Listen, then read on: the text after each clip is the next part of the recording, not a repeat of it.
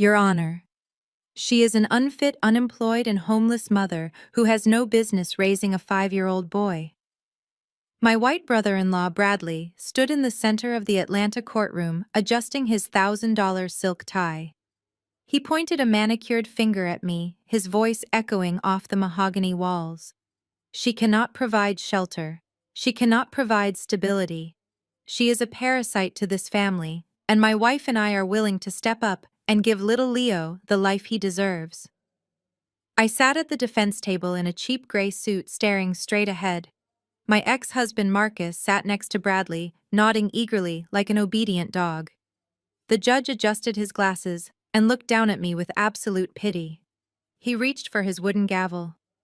Based on the overwhelming evidence of financial ruin and maternal neglect presented by the plaintiff, I am prepared to rule on the custody of the minor child. He raised the gavel high in the air.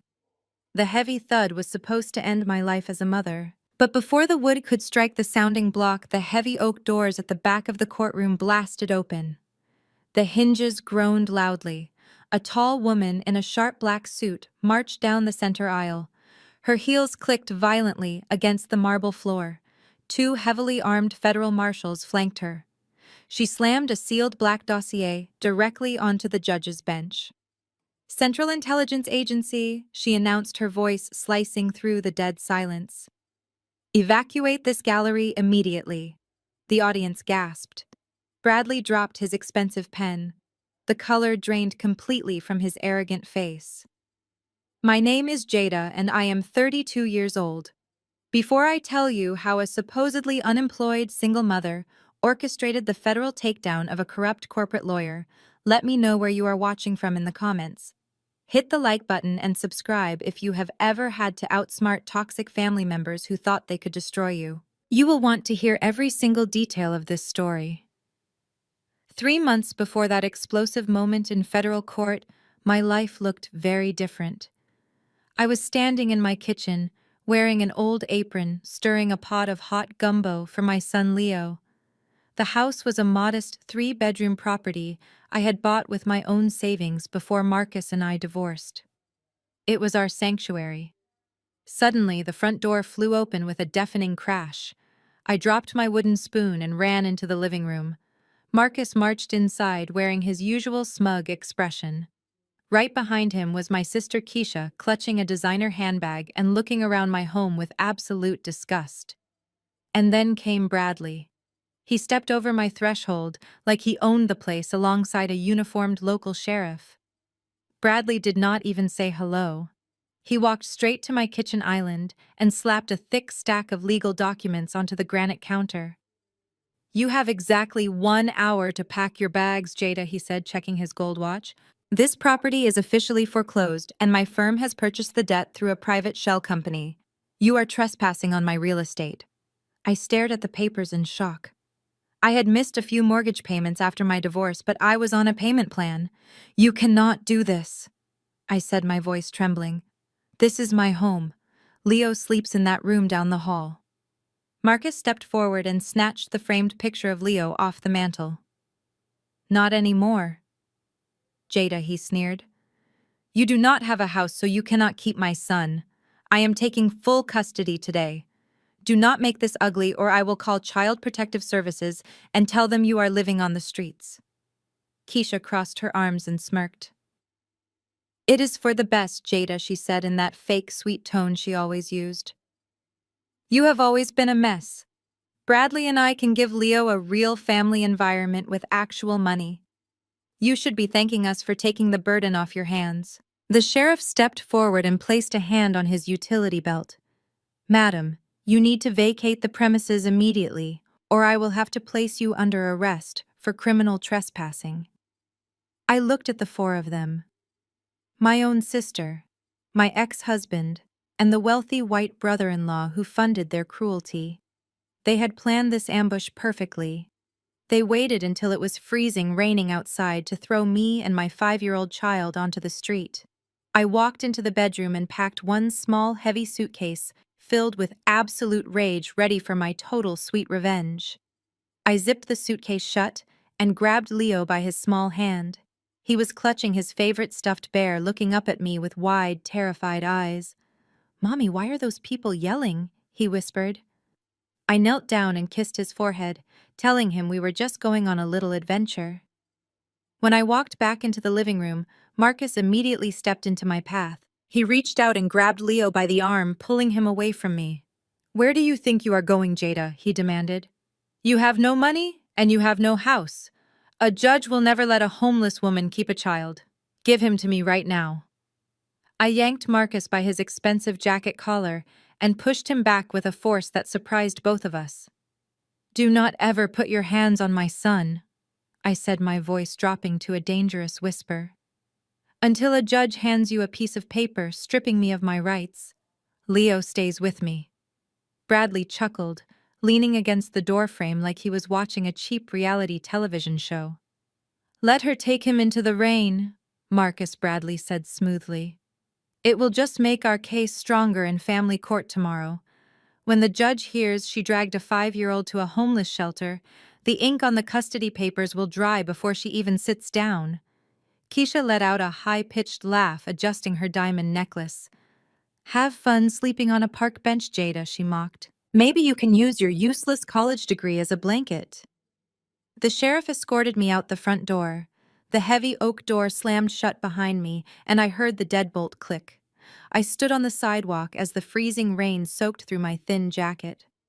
I watched through the large living room window as Keisha poured herself a glass of my wine and Marcus sat on my couch.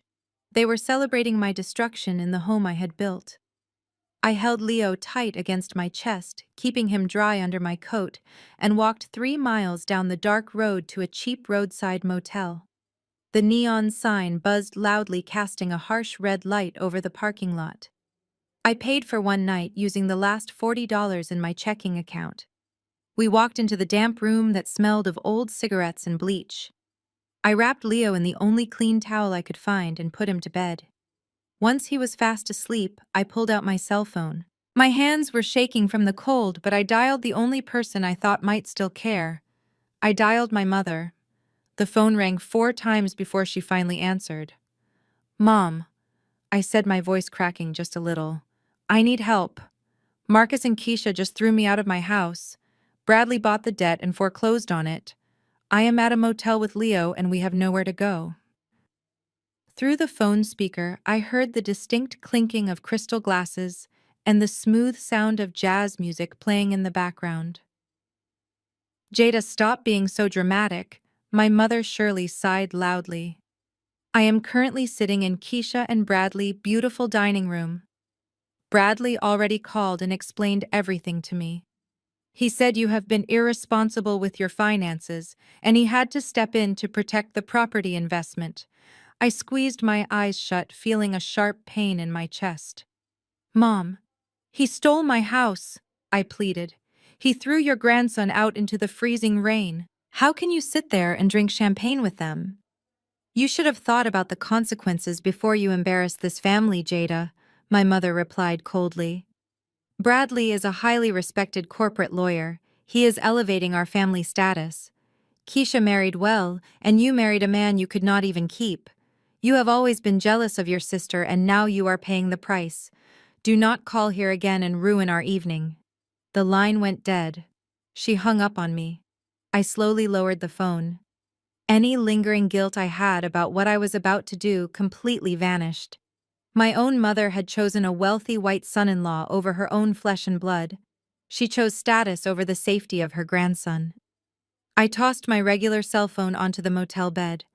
I reached deep into the hidden lining of my suitcase and pulled out a heavy black satellite phone. It was completely encrypted and untraceable. I pressed a single button connecting directly to a secure line in Washington. A low voice answered immediately, asking for my authorization code, Echo Bravo 79er. I said, my voice steady and completely void of any emotion. "The trap is set." They took the bait and moved into the target location. "Operation Falcon is a go." I repeat, Operation Falcon is a go. We are moving to Phase 2. The next morning, I woke up early on the stiff motel mattress. Leo was still sleeping soundly wrapped in the thin white blanket.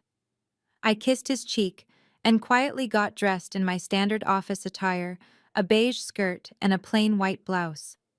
It was the perfect costume for a desperate single mother clinging to a low-level data entry job. I dropped Leo off at my trusted friend's house for the day. She was a retired agent who knew exactly how to keep him completely safe and off the grid. Then I drove my beat-up sedan to the downtown corporate building. I swiped my keycard and walked into the bustling lobby. Before I could even reach the elevators, a loud voice called my name. "Jada, wait right there." I turned around and saw my supervisor Craig marching toward me. He had a thick folder in his hands and a look of manufactured anger on his face. Behind him, standing near the reception desk with a fresh cup of artisan coffee, was Bradley. He was wearing another custom-tailored suit and smiling like a predator who had just cornered his prey. Bradley had used his powerful legal connections to call my employer first thing in the morning. He fed them a fabricated story about my sudden financial instability and claimed I was a massive liability to their corporate data. In a normal company, it would have been devastating. In my world, it was exactly what we wanted him to do. Craig stopped right in front of me and spoke loudly enough for the entire lobby to hear. "Jada, we have received some very disturbing information regarding your personal financial situation and a recent foreclosure. As a data processing firm, we cannot employ individuals who are susceptible to bribery or corporate espionage due to severe personal debt. You are terminated effective immediately." I let my shoulders slump and forced my eyes to well up with fake tears. "Please, Craig." I begged, letting my voice crack with perfectly practiced desperation. "I am a single mother. If you take this job away from me, I will have nothing. I need this paycheck to feed my son." Craig shook his head coldly and handed me a cardboard box containing the few personal items from my desk. "Security will escort you out," he said, turning his back on me. I clutched the box to my chest and slowly walked toward the revolving doors. I let one tear fall perfectly down my cheek. As I passed Bradley, he leaned in close, so only I could hear him. "It is a tough economy out there, Jada," he whispered, his breath smelling of expensive espresso. "Maybe Keisha and I can send you some grocery store coupons after we take custody of Leo. You really should have just signed the papers." I looked down, acting defeated, and walked out into the cold morning air. Once I was inside my car, I wiped the fake tear from my face and smiled. While I was begging for my job, I had deliberately bumped my purse against the lobby reception desk. In that split second, I activated a localized network jammer that briefly bypassed Bradley's phone encryption. We now had a backdoor into his personal calendar. Sunday morning arrived 2 days later. I put on my best church dress and walked into the grand sanctuary of our prominent African American church in downtown Atlanta. The choir was already singing and the pews were packed. I was there because I knew Marcus and Keisha would be flaunting Leo. Keisha had dressed Leo in a stiff little suit that he clearly hated. When the service ended and the congregation moved to the fellowship hall, Keisha saw her opportunity. She gathered a group of the most influential church elders and mothers around her. Keisha raised her voice, making sure everyone could hear her fake sympathy. "Oh, Jada, we have all been praying for you," Keisha announced, pressing her hand to her chest. "It breaks my heart to see my own sister completely homeless and unemployed." Whispers erupted across the fellowship hall. The church elders shook their heads in disappointment. Marcus stood next to Keisha, holding Leo firmly by the shoulder. He looked at me with pure contempt. Keisha reached into her designer purse and pulled out a folded piece of gray fabric. She tossed it onto the table in front of me. "Bradley is trying to help you, Jada," she said loudly. "His law firm needs a nighttime janitor. Put on the uniform and show up tomorrow night. At least you can scrub toilets to buy Leo some cheap diapers while we provide him with a real home." I stared at the gray uniform, feeling the stares of the congregation weighing on me. I slowly reached out and picked up the scratchy gray fabric. The embroidered logo of Bradley's prestigious law firm mocked me from the breast pocket. You expect me to clean the toilets at his office? I asked, keeping my voice perfectly level. It is honest work, Jada, Keisha replied loudly enough for the church elders to nod in agreement. Plus, Bradley is willing to overlook your recent termination. We are just trying to make sure Leo does not end up sleeping under a bridge. Marcus stepped closer, pulling a folded stack of legal documents from his inside jacket pocket. He slammed them down onto the table right next to the uniform. Here is the deal, he muttered. His eyes narrowed. Sign these papers. Full physical and legal custody of Leo goes to me and Keisha. If you sign, we will let you work the night shift at the firm. You get minimum wage and you get to see Leo every other Sunday. If you refuse, we take you to court on Monday and destroy you. Bradley will make sure you never see our son again. I looked down at the custody papers. My heart hammered against my ribs, but I forced my hands to remain completely steady. You want me to sell my son for a minimum wage cleaning job? I asked, staring directly into Marcus' eyes. I will never sign those papers. I turned around and walked out of the fellowship hall, leaving the uniform sitting next to the unsigned documents. Let them think they had won the battle. They had no idea they were walking right into a federal war zone. 2 days later, Keisha and Bradley hosted an extravagant anniversary party at their massive suburban mansion. The driveway was packed with luxury cars, and the backyard was lit up with expensive string lights. Caterers carried silver trays of champagne to the wealthy guests. I parked my beat-up sedan at the end of the street and walked up to the front door, clutching a small faded blue blanket. It was Leo's favorite blanket, and I knew he could not sleep without it. I rang the doorbell. A few moments later, Keisha opened the door wearing a stunning red designer dress. Her smile instantly dropped when she saw me standing on her porch. "What are you doing here, Jada?" she hissed, looking over her shoulder to make sure none of her rich friends saw me. "You are not invited to this party." I held up the blanket. "Leo needs this to sleep," I said quietly. "I just wanted to drop it off." Keisha snatched the blanket from my hands. "Fine, now leave before you embarrass us." Just as she started to close the door, Bradley walked up behind her, holding a crystal glass of red wine. "Well, well, if it is not our favorite unemployed mother," Bradley smirked, taking a sip. "Did you change your mind about the janitor position, Jada? We really need someone to scrub the grout in the men's restroom." He stepped out onto the porch to mock me further. That was his fatal mistake. I pretended to lose my balance and stumbled forward directly into him. My shoulder slammed into his chest, sending his crystal glass crashing to the stone porch. The dark red wine splashed all over the lapel of his expensive white suit jacket. "Oh my God, I am so sorry," I gasped. Feigning complete panic, I immediately reached up and began frantically wiping at the stained fabric of his collar. Bradley let out a furious string of curses, swatting my hands away. "Get off me, you clumsy idiot!" he yelled, his face turning bright red. "Look what you did to a $5,000 suit." Keisha shoved me backward. "Get off our property!" "Jada, before I call the police." I backed away quickly, apologizing profusely as I practically ran down the driveway. Once I was safely inside my car, I let out a slow, steady breath. I reached into my pocket and pulled out the tiny, empty plastic casing. During those 2 seconds of frantic wiping, I had successfully embedded a microscopic audio transmitter deep inside the lining of Bradley's suit collar. I drove straight to a secure underground CIA command center. The steel doors hissed open, revealing Agent Miller at the main console. "Did you get it?" she asked. I nodded. "The audio feed is live. Bring it up." Miller tapped her keyboard. Bradley's angry voice echoed through the room. "Listen, the drop is Tuesday night. The house is empty. Have your men bring the 4 steel cases to the garage at midnight. Do not mess this up. The cartel wants this money washed by Friday." Miller looked at me stunned. I smiled. Let him dig his grave much deeper. The very next morning, Bradley made his most desperate and despicable move yet.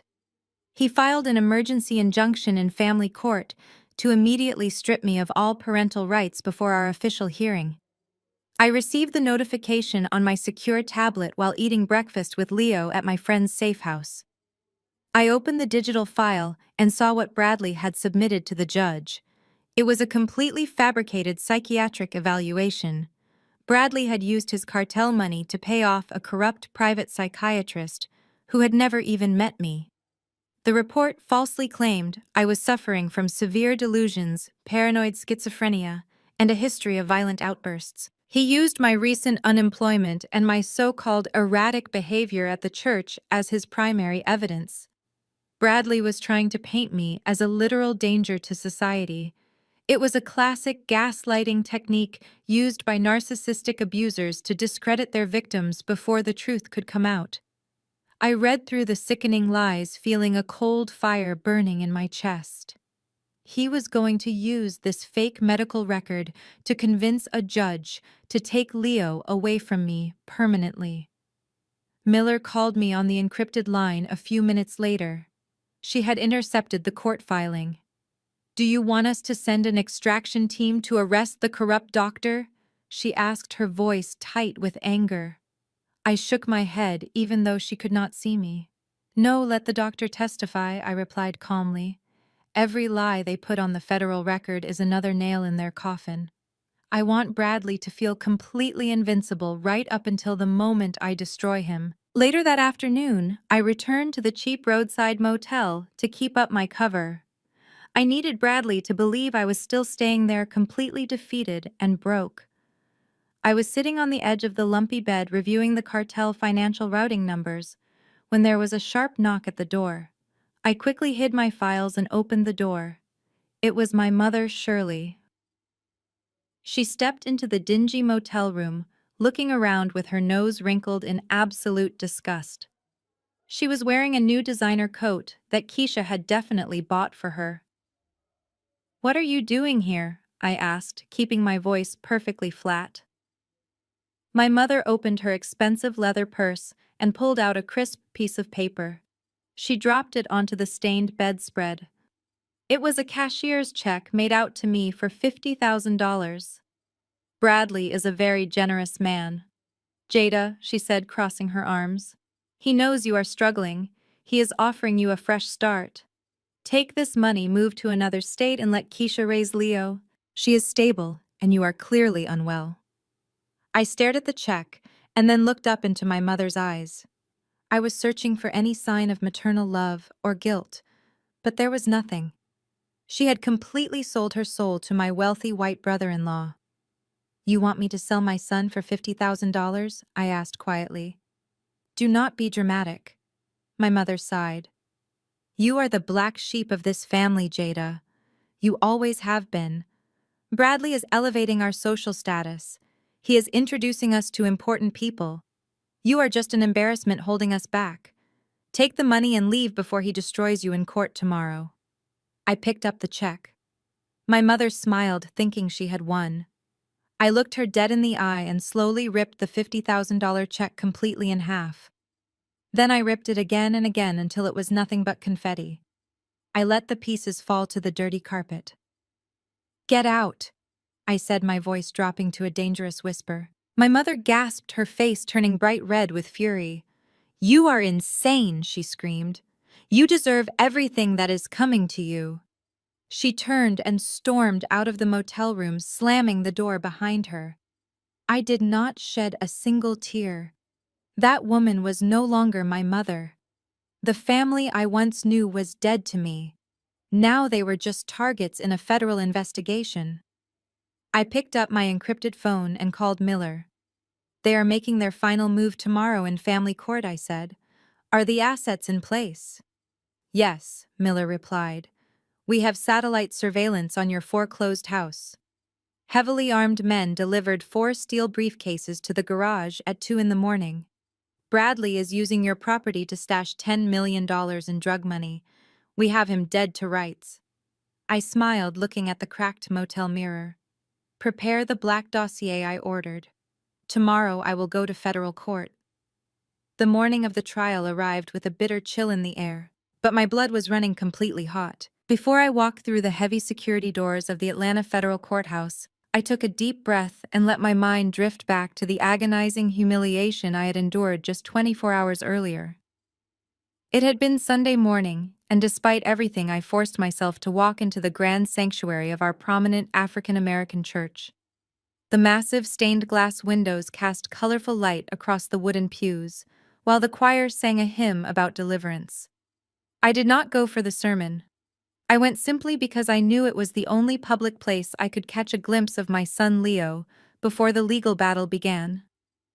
I sat in the very back pew, wearing a simple dress, hoping to go unnoticed, but in my family, cruelty was always a public spectacle. Keisha had made sure everyone in the congregation knew exactly what was happening. She had dressed Leo in an expensive, stiff little suit that he clearly hated, and paraded him down the center aisle with Marcus walking proudly right beside her. Bradley trailed behind them, shaking hands with the church elders like he was a politician running for office, acting like he owned the building. When the pastor opened the floor for congregation testimonies, Keisha practically sprinted to the microphone.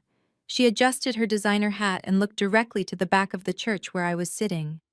"Lord, we come to you today to pray for my sister Jada," Keisha announced, her voice booming through the sound system for hundreds of people to hear. "We pray for her mental instability, her sudden unemployment, and her tragic homelessness. We ask that you give Marcus and Bradley the strength to provide little Leo with the stable, wealthy, and loving home that his biological mother simply cannot provide." The entire sanctuary fell into a heavy, suffocating silence.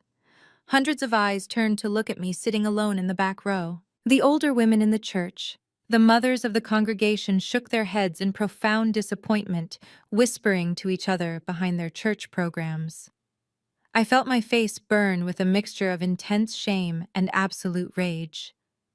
Keisha was not praying for me. She was using the sacred space of our community to assassinate my character and build her husband up as a white savior. After the service ended, I tried to approach Marcus in the parking lot just to give Leo a quick hug. Marcus immediately stepped in front of my son, physically blocking me. "Do not come near him." "Jada?" Marcus sneered loudly enough for the church deacons to hear. "You are a complete mess, and you are terrifying him. Go back to your cheap motel and pack whatever garbage you have left. Tomorrow, the judge is going to erase you from his life permanently." Bradley had stood by the luxury SUV laughing quietly as my own mother walked right past me without even making eye contact. That agonizing memory faded as I stood on the concrete steps of the courthouse. The humiliation of yesterday was the fuel I needed for today. I smoothed out the fabric of my tailored navy blue blazer. I was no longer playing the role of the broken and defeated single mother. I gripped my leather briefcase, which contained the encrypted tablet linked directly to the CIA mainframe. A sleek black Lincoln Navigator pulled up to the curb. Bradley stepped out, looking incredibly arrogant in a charcoal gray pinstripe suit. Keisha, Marcus, and my mother followed him, laughing about something like they were arriving at a celebration instead of a custody hearing. Bradley caught sight of me standing by the columns. He adjusted his silk tie and walked up the steps with a predatory smirk. "Nice of you to show up, Jada," he said, his tone dripping with condescension. "I hope you brought a tissue box. When I present your fake psychiatric evaluation and your eviction notices to the judge, you are going to need it. Are you ready to say goodbye to your son forever?"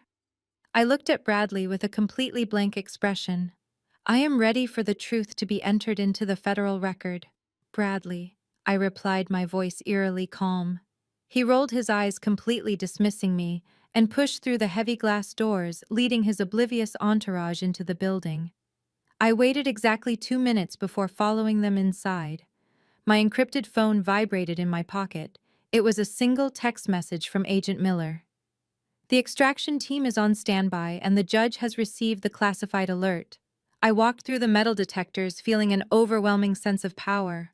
They thought they had successfully destroyed me in front of our family and our church. They had absolutely no idea that in less than an hour I was going to destroy their entire criminal empire in front of the United States government. I walked down the long marble hallway of the federal courthouse, my heels clicking softly against the polished floor. The heavy wooden doors of courtroom 4B were just ahead.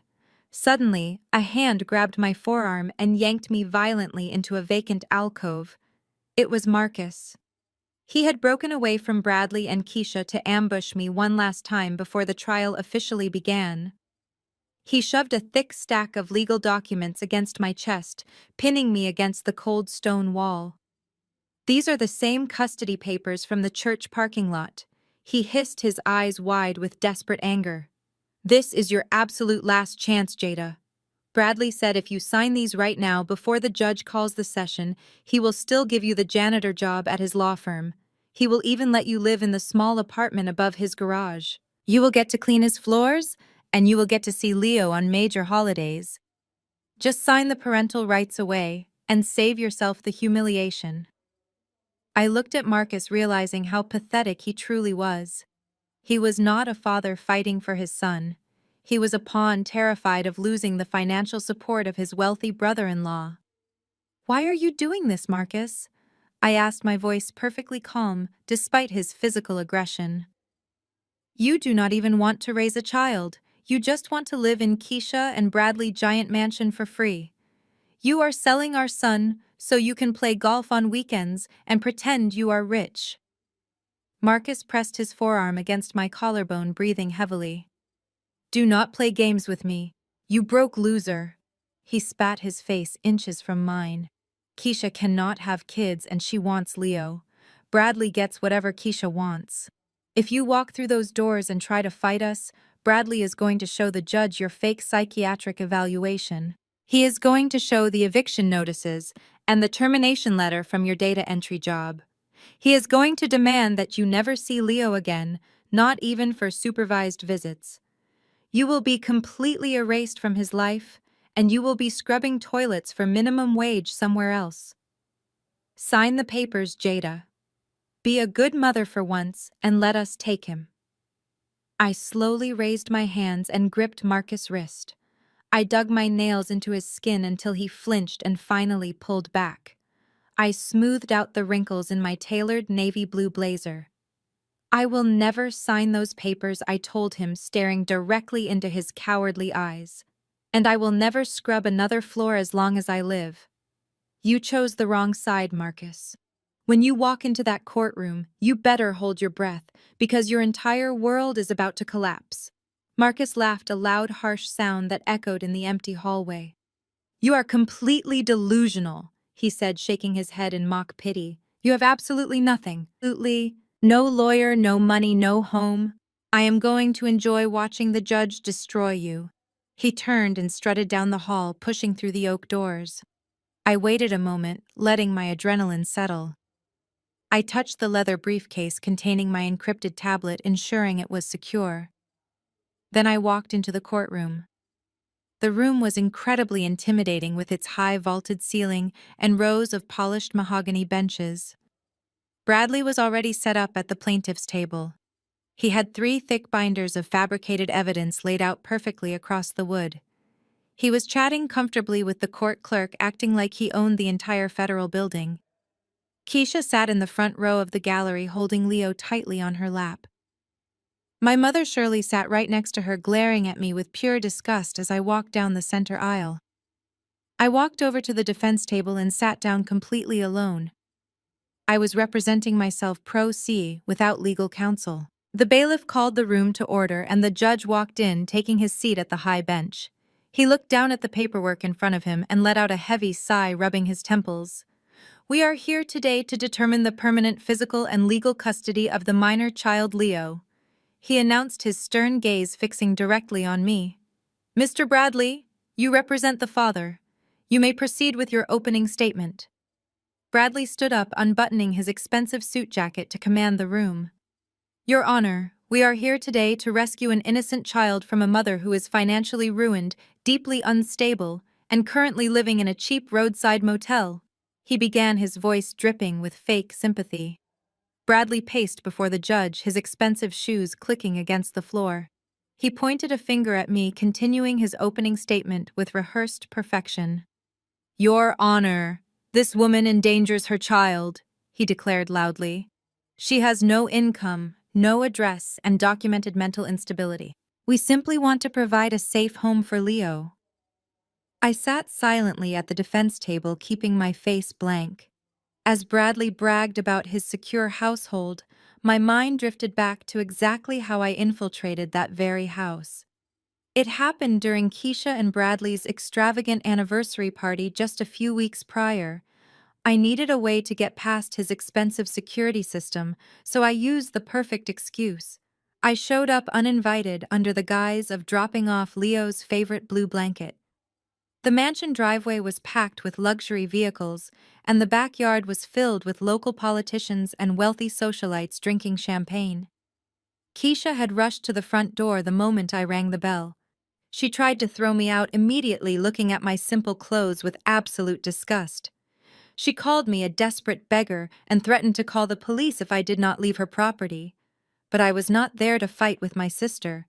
I was waiting for Bradley. When he finally stepped onto the porch holding a crystal glass of expensive red wine to mock my unemployment, I made my calculated move.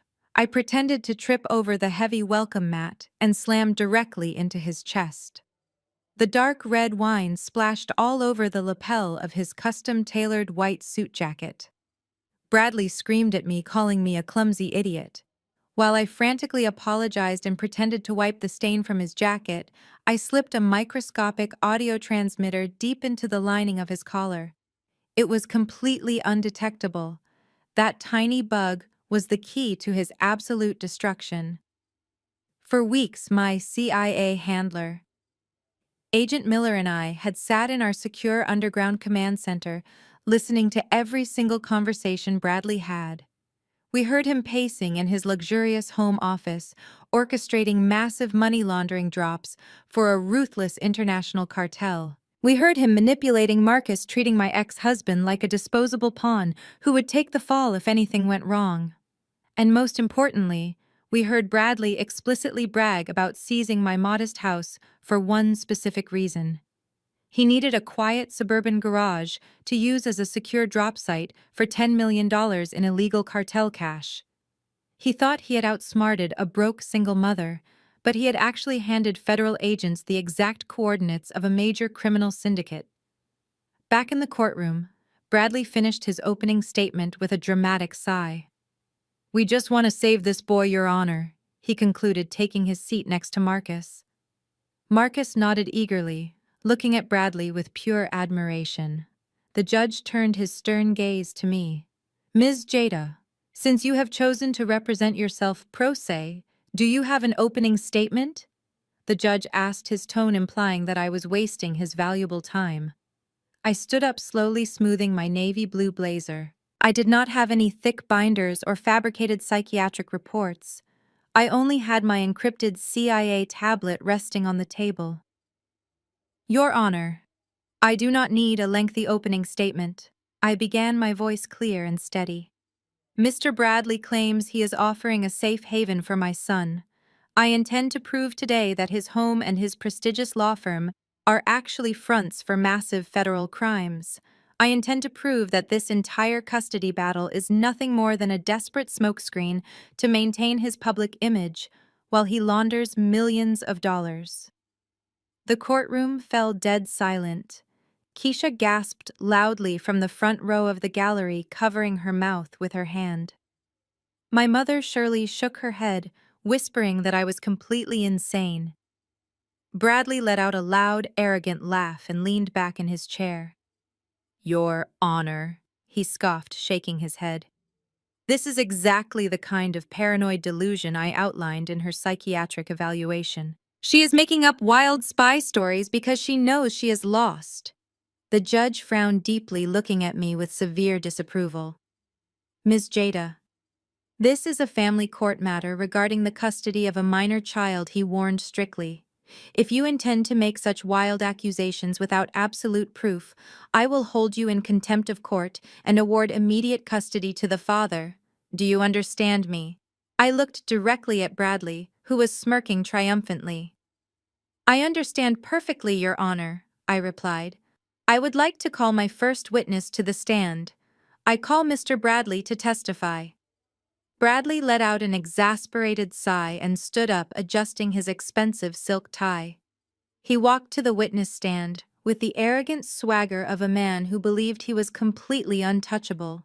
He placed his left hand on the Bible and raised his right hand, swearing to tell the whole truth. He leaned forward into the microphone and smiled. "Make it quick, Jada," he said dismissively. "I have actual paying clients waiting for me at my firm." I picked up my encrypted tablet and walked slowly toward the witness box. I did not ask him about Leo. I did not ask him about my parenting skills. Instead, I looked at my screen and read aloud a very specific string of numbers. "Mr. Bradley, are you familiar with the offshore account ending in 4729 registered to a corporate entity in the Cayman Islands?" I asked. Bradley's smug smile vanished instantly. His eyes darted to the judge and then back to me. "That has absolutely nothing to do with this family court hearing," he snapped. "I remind you that you are under oath," I said, keeping my voice razor sharp. "Do you or do you not control that offshore account?" The judge leaned forward, looking intrigued by Bradley's sudden panic. "Answer the question, counselor," the judge instructed. Bradley shifted uncomfortably in his wooden chair.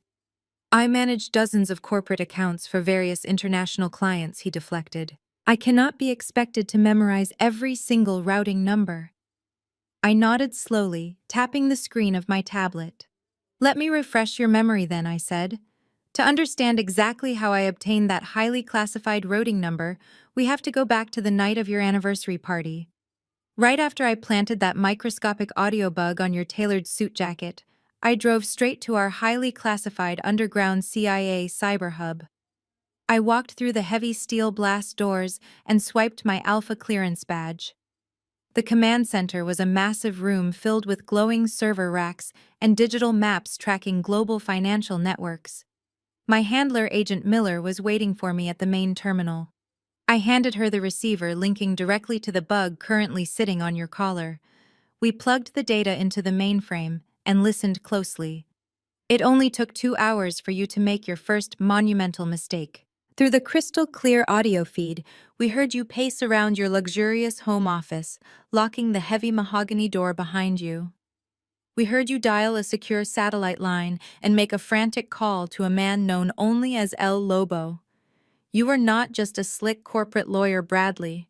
You were laundering millions of dollars for a ruthless international drug cartel. We listened as you desperately explained to the cartel boss that the money was secure. But the plot thickened when you revealed your ultimate backup plan. You told El Lobo that you had seized my house specifically to use it as a physical drop site for dirty cash. You needed a quiet suburban garage totally off the grid. And the sickest part was how you framed my ex-husband. You laughed maliciously as you told the cartel that you forced Marcus to sign the shell company documents. You made Marcus your clueless fall guy. If the federal agents ever raided the house, Marcus would go to federal prison for the rest of his life while you walked away clean with my sister Keisha. Back in the courtroom, I looked at Marcus, who was sitting frozen at the plaintiff's table. His face had gone completely pale. He was staring at Bradley with a look of absolute horror, finally realizing he had been used as a disposable human shield. "Mr. Bradley," I said loudly, bringing the attention back to the witness stand. "On the night of October 14th, did you or did you not authorize a transfer of $10 million into that Cayman account using the forged signature of Marcus Williams?"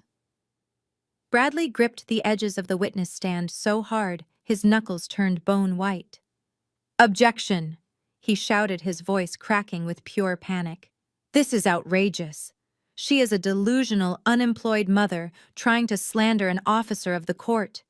The judge banged his gavel loudly, demanding order. I did not back down. I pressed a single button on my tablet, projecting an audio file directly into the courtroom speaker system. The sound of Bradley's own voice echoed through the high ceilings. "The money is safe, Lobo," the recording played perfectly clearly. "I bought the house under Marcus' name. If the feds come knocking, that idiot ex-husband of hers takes the fall. The cartel gets washed money and I get to keep the kid to make my wife happy. The entire courtroom erupted into sheer chaos the second the audio recording ended. Marcus jumped out of his chair, staring at Bradley with wide, terrified eyes. Keisha let out a high-pitched scream, covering her face with her hands. My mother Shirley gripped the wooden pew in front of her, looking like she was about to faint. The judge banged his gavel repeatedly, shouting for order, but the noise in the gallery was deafening. Bradley was hyperventilating. He pointed a shaking finger at me and screamed at the top of his lungs. "That is a fabricated recording," he shouted, his face turning a blotchy purple. "It is an artificial intelligence deepfake, Your Honor. I warned you about her. This is exactly what I documented in the emergency injunction I filed last week. She is suffering from severe delusions and paranoia. She is a danger to society and a danger to her own child." I stood perfectly still, holding my tablet. "Your Honor," I said, raising my voice just enough to cut through the panic. "Let us talk about that emergency injunction. Let us talk about the fabricated psychiatric records Mr. Bradley submitted to this court in a desperate attempt to silence me before today." I tapped a button on my screen, and the fake medical file Bradley had created appeared on the large monitors inside the courtroom. 3 days ago, Mr. Bradley realized I was not going to back down and hand over my son, I explained to the court. So he used his cartel drug money to pay off a corrupt private psychiatrist named Dr. Eris Thorne, a doctor I have never met in my entire life. Bradley submitted a sworn affidavit claiming I was a paranoid schizophrenic prone to violent outbursts. He tried to paint me as an unhinged, unemployed lunatic. He used the fact that he got me fired from my data entry job as proof of my financial ruin. He used the incident at our community church where my sister publicly humiliated me as proof of my erratic behavior. He even cited the moment I spilled wine on his suit at his anniversary party, claiming it was an unprovoked physical assault. Bradley was leaning heavily against the witness stand, wiping sweat from his forehead. "She is insane," he panted, looking frantically around the room. "She stalked me. She harassed my family. She is a completely unfit mother trying to ruin a respected corporate lawyer because she is jealous of my wealth." I stepped closer to the witness stand, locking eyes with the man who had tried to destroy my entire existence. "You are not a respected lawyer, Bradley," I said, my voice echoing off the mahogany walls. "You are a cornered criminal, and that fake psychiatric evaluation was nothing more than a textbook gaslighting tactic. You wanted the court to lock me away in a mental institution so you could keep using my foreclosed home as a cartel drop site without any interference. You needed me out of the picture so your money laundering operation could run smoothly." The judge looked furiously between Bradley and the monitors displaying the medical records. "Ms. Jada," the judge said, his voice trembling slightly with anger, "these are incredibly serious allegations. If this psychiatric evaluation is forged, it is a massive federal crime."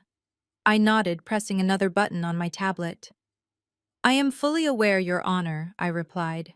"That is exactly why I did not object when Bradley filed the injunction.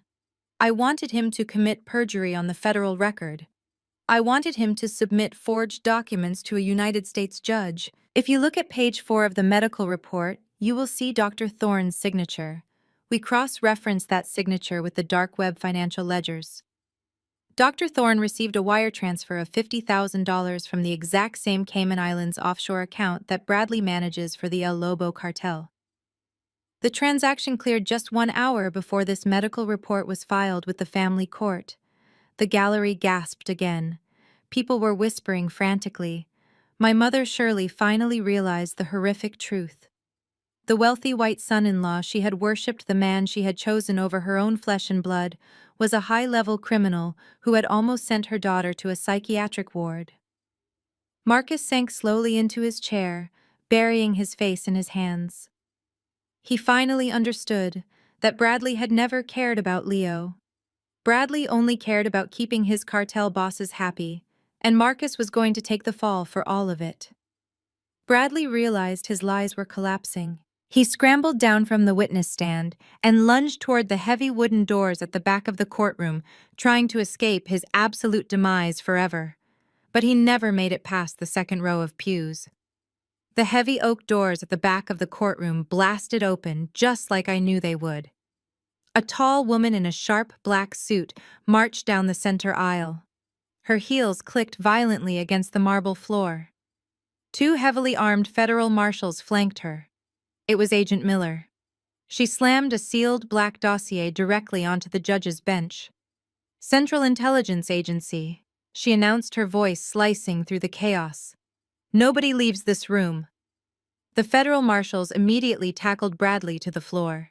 He screamed, thrashing wildly against the cold marble, but it was completely useless. The cold steel of handcuffs snapped around his wrists, securely locking him away from his luxurious life of crime forever. The judge stared at the black dossier in absolute shock. He slowly opened the file and began reading the federal indictments against the man who had just been standing in his courtroom acting like an upstanding citizen. Marcus was still sitting at the plaintiff's table, his entire body shaking violently. He looked at me with tears streaming down his face. "Jada, please," he begged, his voice cracking into a pathetic sob. "I did not know anything about a cartel. I swear to you, I was just doing what Bradley told me to do. Please tell them I am innocent. Tell them I am a good father." I slowly packed my encrypted tablet into my leather briefcase. "You are not a good father, Marcus," I said calmly. "You were willing to sell your own son to a criminal, just so you could live in a mansion for free. You signed those shell company documents with your own hand. You are going to federal prison, and you are going to stay there for a very long time." Keisha ran toward the wooden railing, sobbing hysterically. She reached out, trying to grab my navy blue blazer. "Jada, we are sisters," she cried, her makeup running down her face in dark, ugly streaks. "You cannot let them take my husband. He provides everything for us. What am I supposed to do now?" I stepped back, completely avoiding her touch.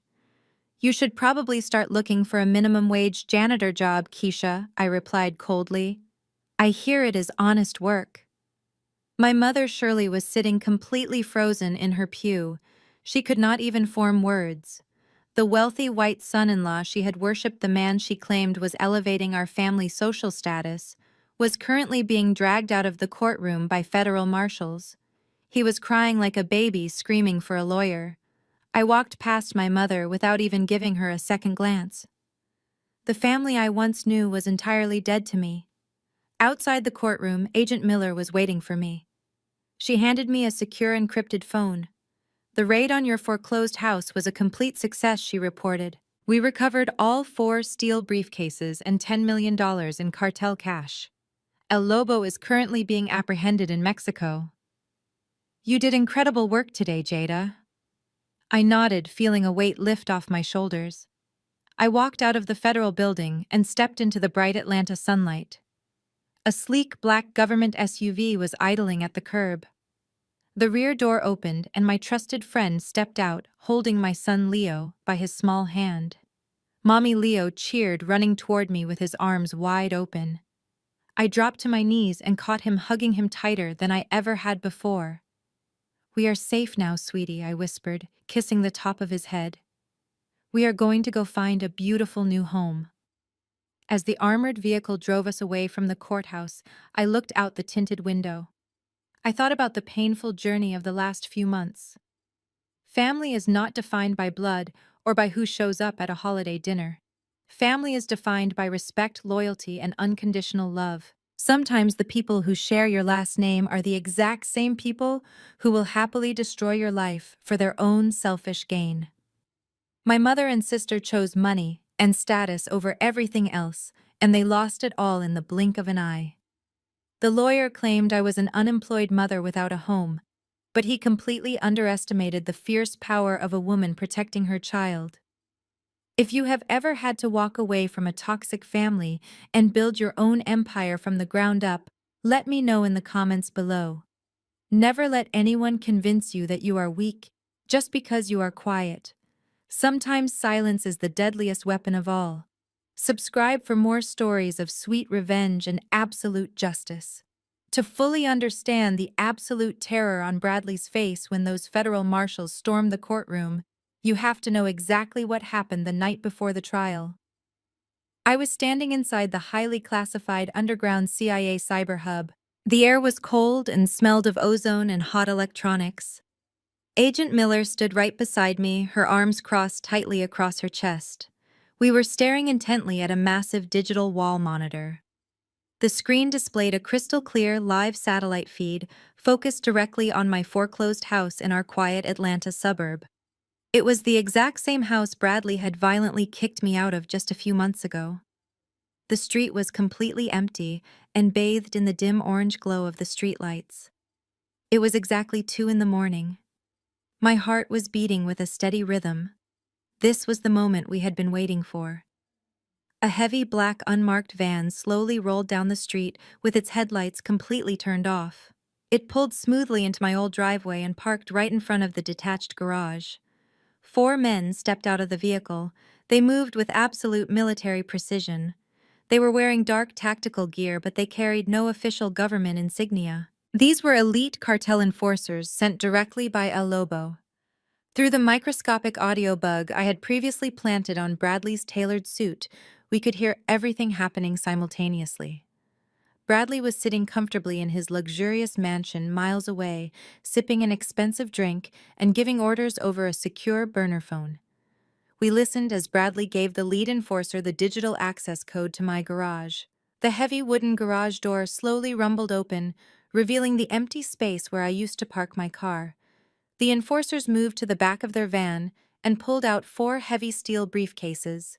Each briefcase contained exactly $2.5 million in dirty cartel drug money.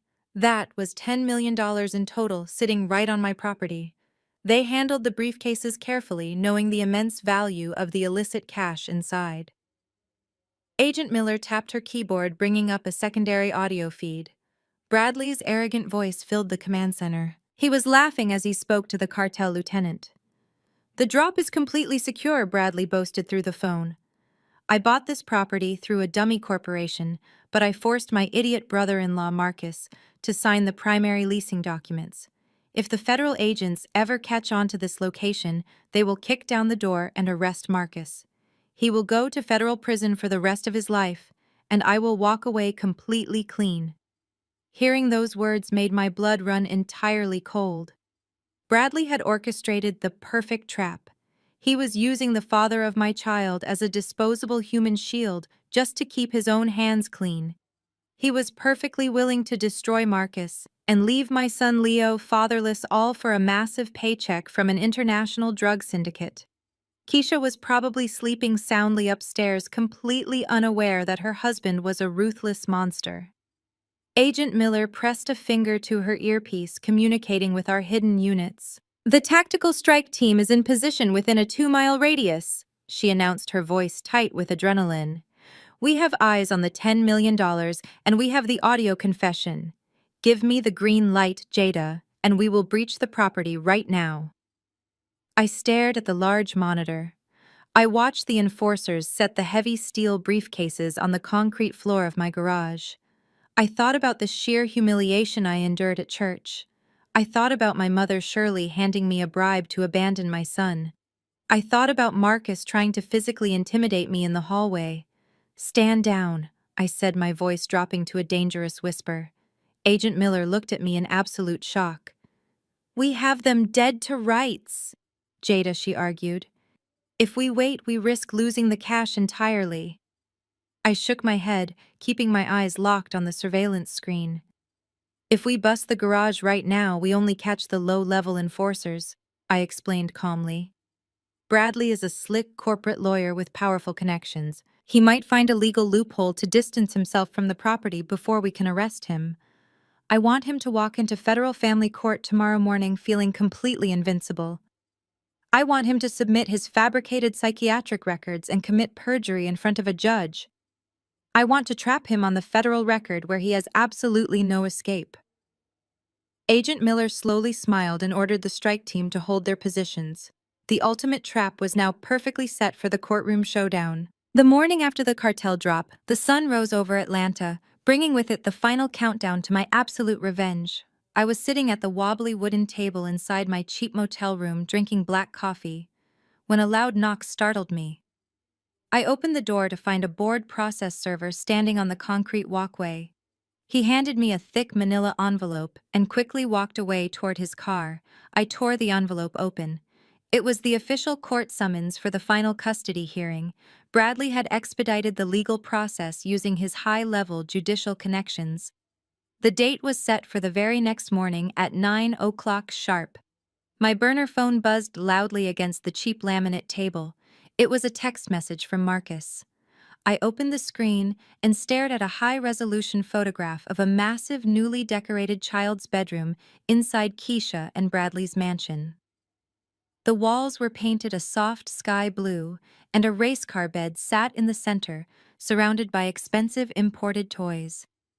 The cruel caption below the photo read, "This is Leo's real home. Jada, look at what Bradley bought him. You have absolutely nothing to offer a growing boy. Just do not even show up to the courthouse tomorrow. It will save you the embarrassment of crying in front of the judge. You have already lost everything, so just give up."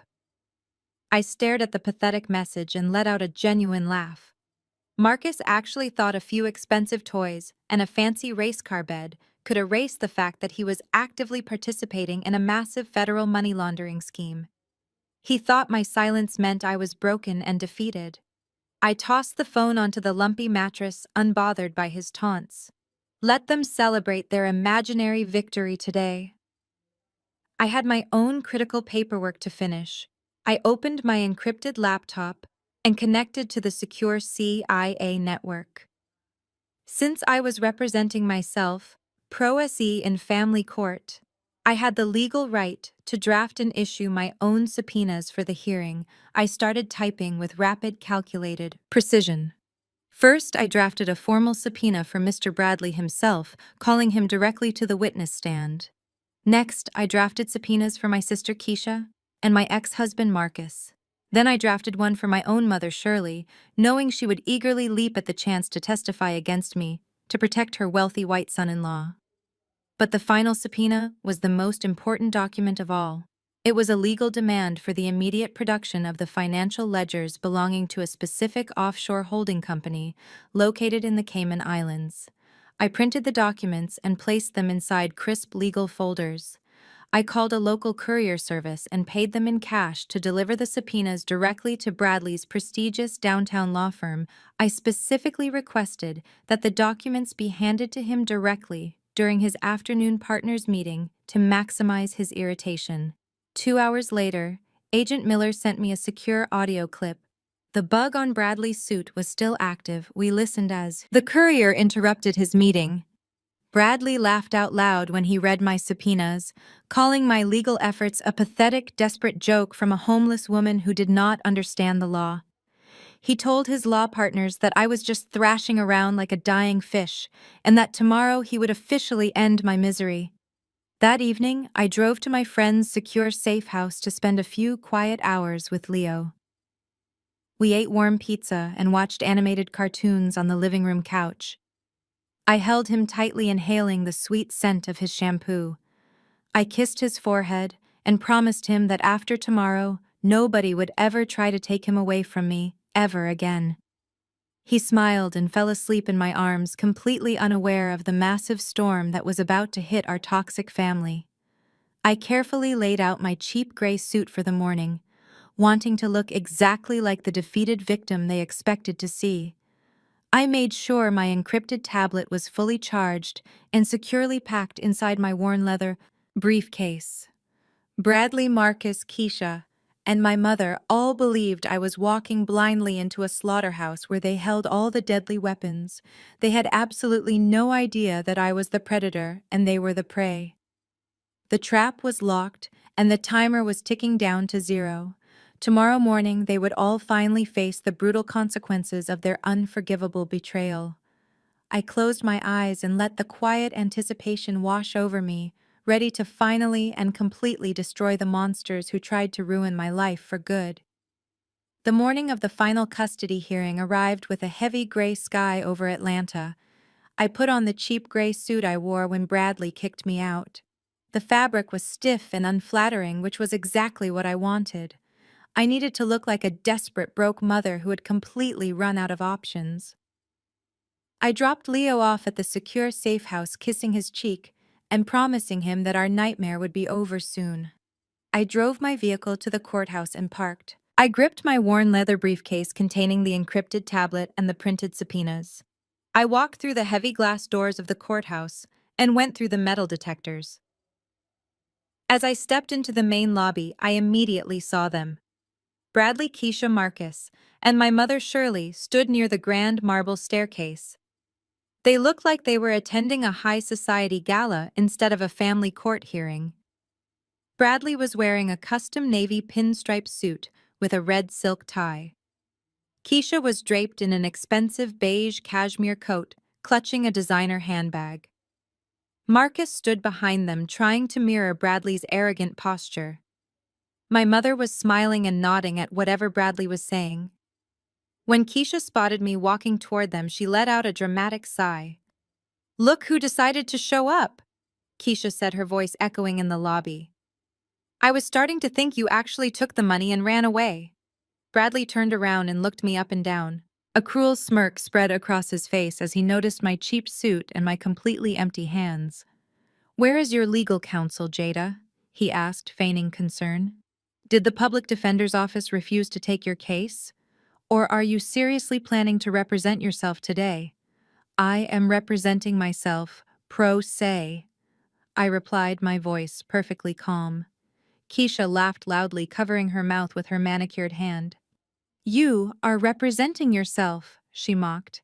"You have no money, no house, and no job. Now you have no lawyer. You are walking into a courtroom to fight a top-tier corporate attorney. You really are completely delusional, just like the doctor said." My mother shook her head in sheer disappointment. "You are embarrassing this family for the last time, Jada," she muttered. "You should have just signed the papers and taken the janitor job. Now you are going to lose Leo and you will have absolutely nothing left." I ignored my mother and looked at Marcus. He refused to make eye contact with me, staring intently at the marble floor. Bradley patted Marcus on the shoulder with a heavy hand. "Do not worry," Marcus Bradley said loudly, making sure I could hear every single word. "Today is the day we bury her for good. By noon she will be permanently stripped of all parental rights, and we will never have to deal with her crazy outbursts again. The judge is going to take one look at her cheap suit and her lack of representation and hand Leo right over to us." Bradley stepped closer to me, invading my personal space. His expensive cologne smelled sharp and overwhelming. "You are a dying fish flopping on the dock, Jada," he whispered maliciously. "I am going to gut you on the witness stand today." I did not flinch. I did not step back. I looked Bradley dead in the eye, keeping my expression completely void of any emotion. "You better make sure you speak very clearly into the court microphones today, Bradley," I said, my tone dropping to a dead serious whisper. "You want to make sure the judge hears every single word you say on the federal record." Bradley rolled his eyes, entirely dismissing my warning. He thought I was just making a pathetic, empty threat.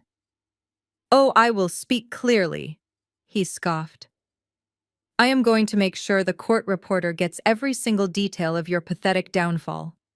He turned his back on me and led his entourage toward the elevators. I watched them walk away, feeling a cold surge of adrenaline pump through my veins. They were walking happily into a federal trap they could never escape. I took the stairs to the fourth floor and walked down the long corridor to courtroom 4B. The heavy doors were already open. I walked inside and took my seat at the defense table. I placed my worn leather briefcase on the dark wood and pulled out my encrypted tablet. I sat completely alone while Bradley's legal team set up massive binders of fabricated evidence at the plaintiff's table. Let them have their moment of supreme confidence. Let them think my cheap suit meant I was weak. The countdown had officially ended. The war was finally beginning. The bailiff announced the arrival of the judge, and everyone in the courtroom stood up. Judge Thomas took his seat at the high mahogany bench and adjusted his heavy glasses. He looked over the thick stack of papers in front of him and let out a tired sigh. "We are here today to resolve the custody dispute regarding the minor child Leo," he stated, his voice echoing in the large room.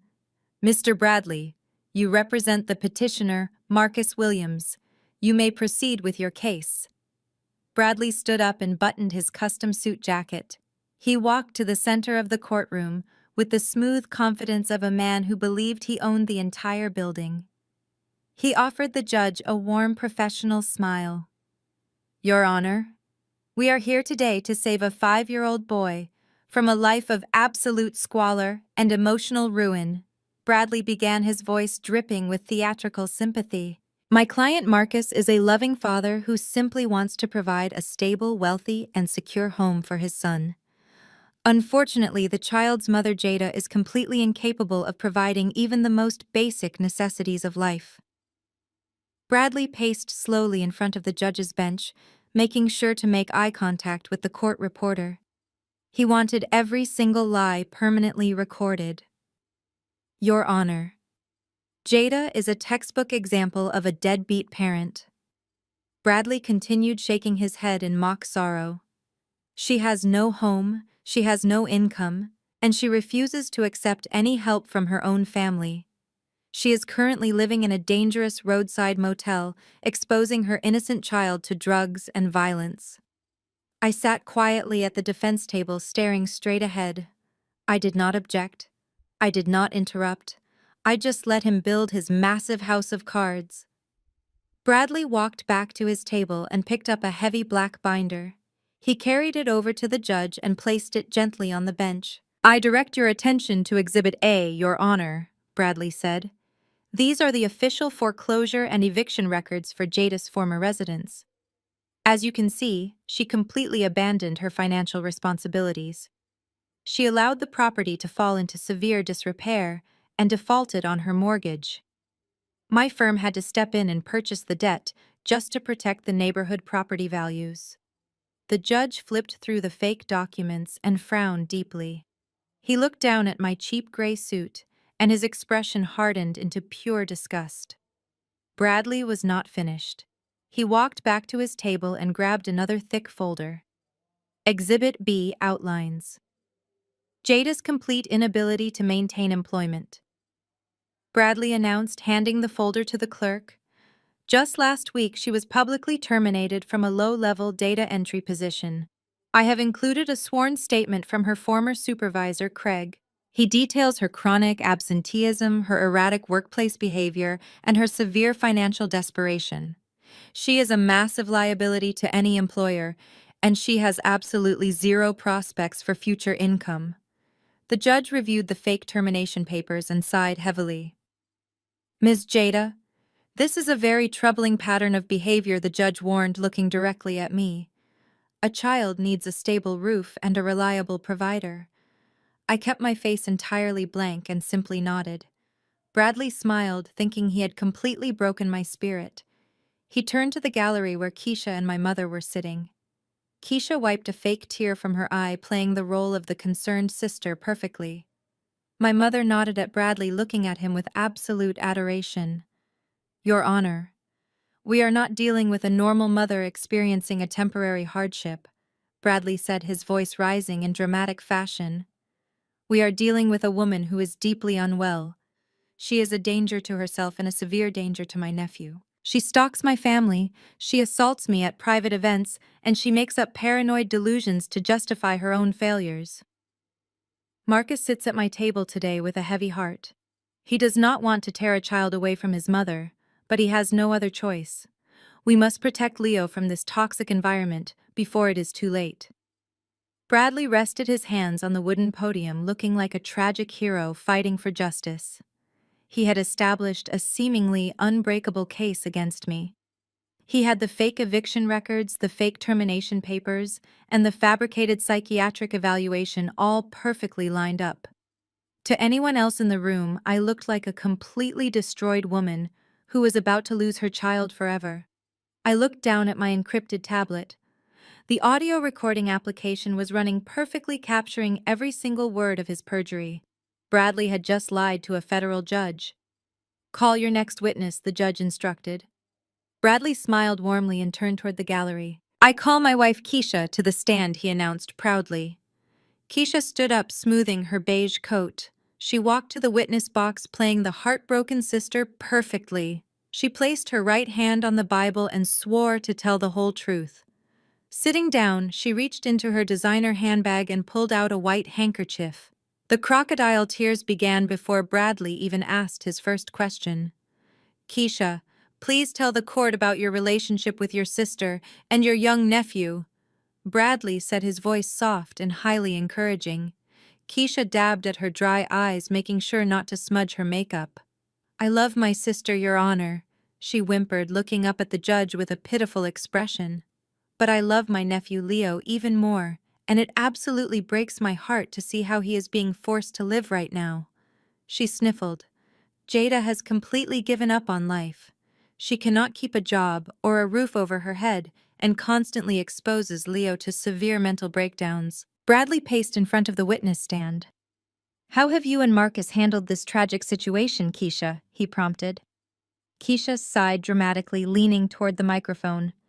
We have had to step up and be the real parents. She lied smoothly without missing a single beat. Marcus is a wonderful, loving father, but he was completely overwhelmed by Jada's aggressive, erratic behavior. Bradley and I have the financial means to provide Leo with everything he could ever need. We built him a beautiful custom bedroom in our home. We bought him warm clothes when Jada sent him to us in filthy rags. Since I cannot have children of my own, I have poured all my maternal love into that little boy. He already calls our house his real home. I sat perfectly still at the defense table, watching my own flesh and blood commit federal perjury. Keisha was not just lying, she was actively trying to destroy my character on a permanent legal record. Bradley asked her to elaborate on my supposed instability to really drive the nail into my coffin. Keisha eagerly launched into a completely twisted version of the events from the past month. She told the judge about the Sunday at our church, claiming I had stormed into the fellowship hall and terrorized the congregation demanding money. She told the judge about her anniversary party, claiming I showed up uninvited and violently assaulted Bradley in a jealous, unhinged rage simply because he was successful and white. Every single word out of her mouth was a calculated knife twist designed to make her look like a saint and me like a monster. The judge leaned forward, his expression growing more sympathetic toward Keisha with every fake tear she shed. Do you honestly believe your sister is capable of caring for this young child? The judge asked, his tone incredibly gentle. Keisha shook her head vigorously, crying harder and letting a real tear finally fall. No, Your Honor, she sobbed loudly. I am terrified for Leo's safety every single minute he is with her. She needs serious psychiatric help, not a child. If you let her leave this courtroom with him today, I do not know if we will ever see him alive again. The entire gallery gasped at her dramatic conclusion. My mother Shirley nodded firmly from the wooden pews, validating Keisha's horrific lies with her own silent agreement. Bradley looked incredibly satisfied, standing near his binders of fake evidence. He had successfully painted Keisha as the wealthy, stable savior, and me as the dangerous, unstable villain. Thank you, Keisha. You are so brave, Bradley said softly. No further questions, Your Honor. The judge looked over at me, his eyes filled with absolute contempt and disgust. Ms. Jada, do you wish to cross-examine this witness? The judge asked impatiently, clearly wanting to get this over with. I looked directly at Keisha, who was wiping her face and staring at me with a hidden smug smirk. She thought she had completely sealed my fate. She thought her theatrical performance was absolutely flawless. I pressed the save button on my encrypted tablet, locking her perjured testimony permanently into the federal database. No, Your Honor, I replied, my voice steady and completely void of emotion. I have no questions for my sister at this time. I watched Keisha step down from the stand looking triumphant. I let her walk away, believing she had won. She had just willingly thrown herself into the exact same federal trap as her criminal husband, and she had absolutely no idea that her entire luxurious life was about to burn to the ground forever. Call your next witness, the judge instructed, his tone softer now. Bradley nodded respectfully and gestured toward the front row of the gallery. I call Shirley to the stand, he announced. My mother stood up slowly, adjusting the expensive silk scarf Keisha had bought her for this exact occasion. She walked down the aisle, acting like a tragic matriarch forced to make a terrible sacrifice. She stepped slowly into the witness box, placed her right hand on the Bible, and swore to tell the whole truth. She sat down and folded her hands neatly in her lap, refusing to look in my direction. "Thank you for being here today," Bradley began, his voice dripping with reverence. "I know it is difficult to testify against your daughter." My mother sighed deeply, looking at the judge. "It breaks my heart, Bradley," she said, trembling with rehearsed sorrow. "But my loyalty has to be with my innocent grandson Leo. He is too young to defend himself from Jada's destructive choices." Bradley paced thoughtfully, tapping his chin. "Please tell the court about Jada's history, Mrs. Shirley. Has she always been this unstable?" My mother nodded slowly, leaning closer to the microphone. "Yes, Your Honor." My mother lied without a single flinch. "Jada has always been our troubled child. Ever since she was a little girl, she was intensely jealous of her younger sister Keisha. Keisha was always successful and stable, while Jada constantly sabotaged her own life just to get attention. When Keisha married a wonderful provider like Bradley Jada's, resentment turned into a dangerous obsession. She could not stand seeing her sister live a beautiful, wealthy life while she struggled to keep a basic data entry job. I sat at the defense table listening to the woman who gave birth to me completely rewrite our entire family history. She was erasing my straight A grades, my college degree, and the house I had bought with my own savings. She was turning me into a lifelong failure just to protect the wealthy white son-in-law who paid for her luxury vacations. Bradley stepped closer to the witness stand, leaning on the wooden rail. "And how has this alleged jealousy affected her ability to be a mother?" he asked, feigning deep concern. My mother shook her head, looking as if she were about to cry. "It has ruined her ability to parent," she stated firmly. "Instead of focusing on raising Leo, she spends all her time making up wild paranoid delusions. When she lost her house because she refused to pay the mortgage, she started screaming that Bradley had stolen it from her. When she got fired from her job for poor performance, she blamed Bradley again. She is completely detached from reality. She drags that poor little boy from cheap motels to homeless shelters, and she refuses to accept any financial help from us out of pure spite. She is unfit to raise a dog, let alone a 5-year-old child." The courtroom was completely silent. The heavy air felt absolutely suffocating. To the casual observer, I was a monster being publicly disowned by my own grieving mother. The judge removed his glasses and rubbed the bridge of his nose. He looked down at me from his high bench, and his face contorted with absolute disgust. He had heard enough. He had seen a wealthy, stable sister and a heartbroken mother both testify that I was a severe danger to my own son. "Mrs. Shirley, what is your recommendation to this court today?" Bradley asked, delivering his final calculated blow. My mother looked the judge directly in the eyes. "Your Honor, I beg you to give full legal and physical custody of Leo to Marcus and Keisha." My mother pleaded, clasping her hands together. "They have a massive home, they have millions of dollars in the bank, and they have endless love to give. If you send Leo back to the streets with Jada, you are sentencing my grandson to a life of misery and potential danger. Please save him." "Thank you, Mrs. Shirley," Bradley said softly, bowing his head. "No further questions." The judge turned to me, his patience completely exhausted. "Miss Jada, do you have any questions for your mother?" he demanded sharply. I looked at the woman sitting in the witness box. She had sold my son to a cartel money launderer for a designer coat and a fraction of his wealth. I tapped the screen of my encrypted tablet, ensuring her perjury was permanently saved to the CIA database. "No, Your Honor," I replied, my voice echoing coldly through the room. "I have no questions for her." I watched my mother step down from the stand, completely unaware that she had just permanently sealed her own terrible fate. The heavy wooden gate swung shut as my mother returned to her seat in the gallery. Bradley did not even give her a second glance.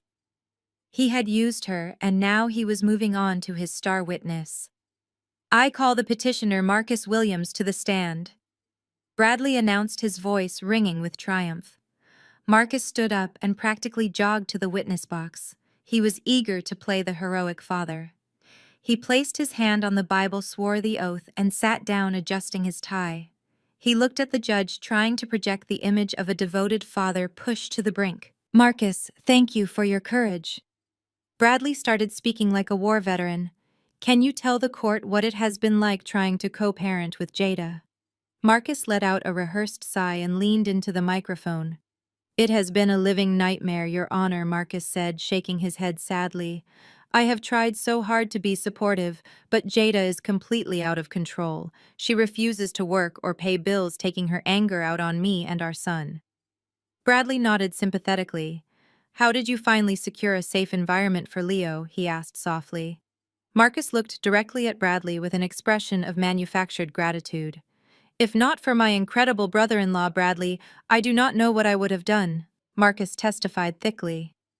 Bradley is the only reason my young son currently has a safe roof over his head. When Jada lost our house due to financial negligence, Bradley stepped in and bought the property to save our family. He is a saint, Your Honor. He opened his massive home, offering us sanctuary from Jada's toxic insanity. I sat perfectly still, letting Marcus dig the federal hole even deeper. Bradley was eating up the praise, puffing his chest out proudly. Tell the court about the day you had to rescue Leo, Bradley, prompted, steering Marcus toward the massive lie. Marcus rubbed his eyes, pretending to wipe away a tear. It was freezing and raining. Marcus lied, his voice trembling. Jada called me, screaming that she was tired of being a mother. She threatened to leave Leo at a bus stop if I did not come get him immediately. I rushed over to her foreclosed house, finding her throwing Leo's toys onto the lawn. She had completely abandoned him mentally and physically. I physically shielded my crying son from the rain while she laughed maliciously. If Bradley had not sent a sheriff to help extract my boy, she might have hurt him. The gallery gasped loudly again. Keisha squeezed my mother's hand tightly. The judge looked absolutely horrified by the gruesome story. It was a complete fabrication, but Marcus delivered it with the conviction of a desperate savior. He had fully embraced his hero role, totally oblivious that he was just a disposable pawn in Bradley's cartel money laundering operation. Thank you, Marcus, Bradley said, placing a gentle hand over his own heart. You are a very good father and a brave man. Bradley turned to the judge, giving a respectful nod. Your Honor, we have presented overwhelming evidence of maternal neglect, financial ruin, and psychological instability. With that, the petitioner officially rests his case. Bradley strutted back to his table, sitting down and flashing an arrogant smile in my direction. He firmly thought the trial was over. He believed he had completely buried me under perfectly orchestrated lies. The judge slowly turned his stern attention to me. His weathered face was devoid of any remaining patience or sympathy. Ms. Jada, you have heard the severe allegations brought against you, the judge said strictly. The petitioner has officially rested. You now have the right to cross-examine Marcus Williams before I make my final custody ruling. Do you have any specific questions for your ex-husband?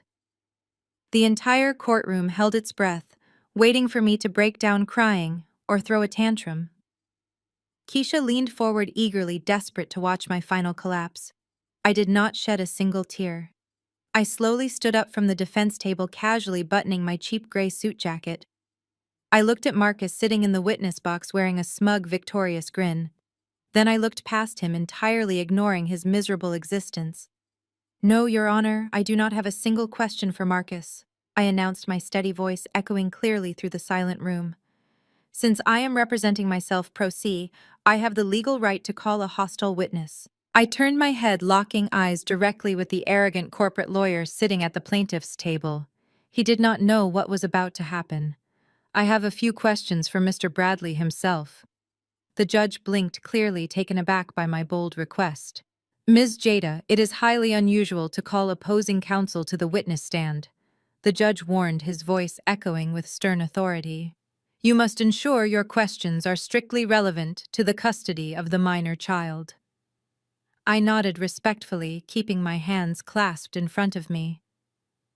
They are entirely relevant to the safety and environment my child would be subjected to, Your Honor, I replied.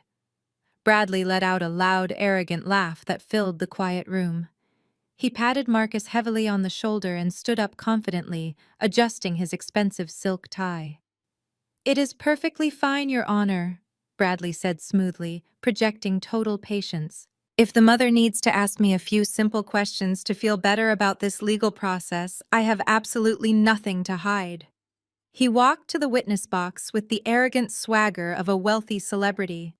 He placed his left hand on the Bible, swore the official oath, and sat down, crossing his legs comfortably. Make it quick, Jada.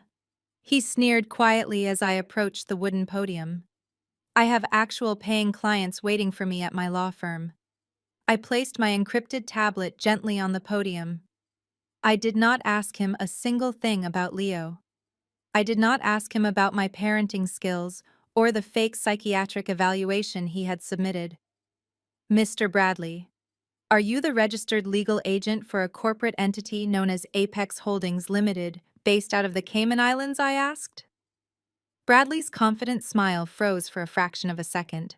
His eyes darted quickly to the judge and then back to me. That has absolutely nothing to do with this family court hearing. He snapped, his voice suddenly losing its smooth charm. I remind you that you are testifying under oath, I said, keeping my tone completely razor-sharp.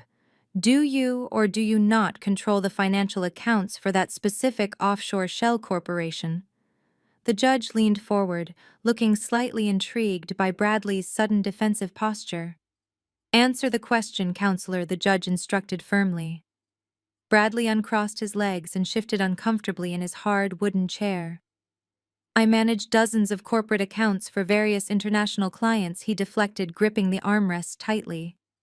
I cannot be expected to memorize every single routing number or shell company name off the top of my head.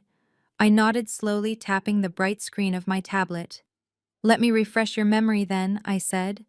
Let us talk about the foreclosed residential property you recently purchased through that exact shell company. Let us talk about my former house. Bradley swallowed hard, a bead of sweat forming on his brow. What about it? He asked defensively. We bought the debt to protect the family real estate investment.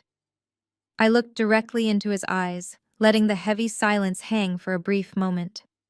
On the night of Tuesday, October 14th, at exactly 2 a.m, did you or did you not authorize a team of 4 armed men to access the detached garage of that property? I asked loudly. Bradley's face turned completely pale. The arrogant color drained right out of his cheeks, leaving him looking like a terrified ghost. He stared at me, realizing I knew his darkest secret. I took a step closer to the witness stand, pressing my deliberate attack. And did those armed men deliver 4 heavy steel briefcases containing exactly $10 million in illicit cartel cash to be laundered through your law firm? I demanded, my voice ringing clearly off the high ceiling. Objection, Bradley shouted, jumping aggressively out of his chair. This is completely outrageous, Your Honor. She is a delusional, unemployed mother trying to slander an officer of the court with completely fabricated spy stories. This is exactly the severe paranoid schizophrenia I documented in her medical file. The judge banged his heavy wooden gavel loudly, demanding order as the gallery erupted into shocked whispers. Keisha gripped the wooden railing, looking completely terrified and utterly confused. My mother Shirley gasped deeply, clutching her chest in horror. Marcus looked completely lost, staring blankly at his brother-in-law. Ms. Jada, you are making massive federal accusations, the judge warned, his voice booming. You better have absolute proof, or I will have you arrested right now. I stared at the judge. I am aware of the consequences, Your Honor, I replied calmly. Answer the question, Mr. Bradley. Bradley gripped the edges of the stand. He pointed a shaking finger at me. I absolutely deny these insane allegations, Bradley screamed. I have never heard of Apex Holdings. There are no steel briefcases. You are a psychotic liar. I smiled. He had committed federal perjury perfectly. I did not let him breathe. I tapped my screen again, scrolling through the encrypted ledger Agent Miller sent directly to my tablet. "Your denial is noted for the record, Mr. Bradley," I said, my voice slicing through the tension. "Let us move on to specific wire transfers then. On October 15th, at exactly 9:14 in the morning, did you process a transaction of $2.5 million through the Cayman account routing number ending in 6684? And did you then disperse those illicit funds into 3 separate dummy corporations registered directly under your law firm?" Bradley slammed his hands down hard on the wooden rail of the witness stand. The loud crack echoed through the courtroom, making Keisha jump violently in her seat. "You are completely out of your mind!" he screamed, his face twisting into an ugly mask of pure rage. "Your Honor, are you going to let this unemployed lunatic stand there and accuse me of federal crimes? I am a respected corporate attorney. She is a psychotic, homeless woman making up ridiculous spy stories because she knows she is a terrible mother." I took another deliberate step forward, closing the physical distance between us. "I am just asking simple questions about your corporate finances, Bradley," I replied, keeping my tone calm. "Why are you acting so incredibly defensive? If you have nothing to hide, then explain to the court why your personal encrypted cell phone pinged off the cellular tower located exactly 2 blocks from my foreclosed garage at 2 in the morning on the exact night of the cash drop. Explain why you specifically instructed Marcus to sign the primary leasing documents for that property. Were you intentionally setting up your own brother-in-law to take the ultimate fall for your international cartel money laundering operation?" Marcus shot up from his wooden chair at the plaintiff's table. His jaw dropped open as he stared at Bradley in sheer terror. "Wait, what are you talking about?" Marcus stammered, his voice shaking uncontrollably. "Bradley, did you secretly put my name on those property documents like she is saying?" "Shut your mouth!" Marcus Bradley barked, glaring at his brother-in-law with pure venomous hatred. "Do not listen to a single word she says. She is having a severe schizophrenic breakdown right in front of us." Bradley quickly turned his furious, panicked gaze back to the judge. His chest was heaving, and he was sweating profusely through his expensive suit. "Your Honor, I demand that you end this absolute circus right now," Bradley shouted, pointing a shaking, manicured finger directly at my face. "I demand that you hold this woman in immediate contempt of court. She is making a complete mockery of the judicial system. Look at the psychiatric records I provided. She belongs locked away in a straitjacket, not standing inside a federal courtroom. I demand full physical custody of the minor child, and I want her arrested right now for severe perjury and malicious harassment." Judge Thomas was visibly vibrating with intense anger. He looked down at me from his high bench, his face flushed bright red with judicial indignation. "Ms. Jada, I explicitly warned you," he bellowed, his voice thundering loudly through the courtroom.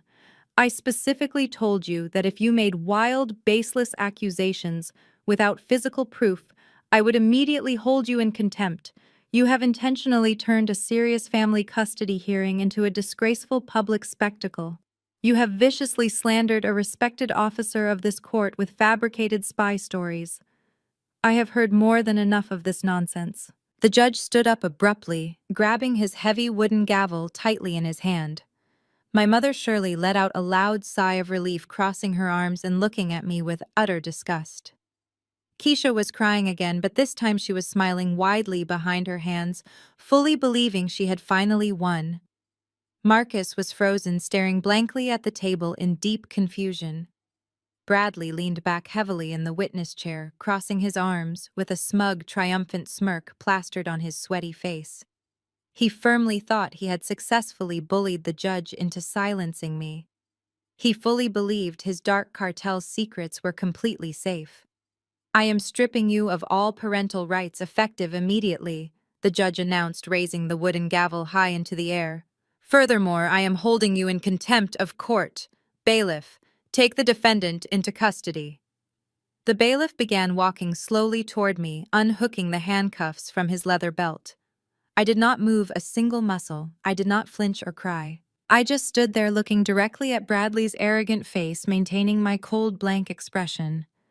I knew something that absolutely nobody else in that room knew. I knew something that absolutely nobody else in that room knew. The heavy thud of the judge's gavel was supposed to end my life as a mother. But before the wood could strike the sounding block again, the heavy oak doors at the back of the courtroom blasted open.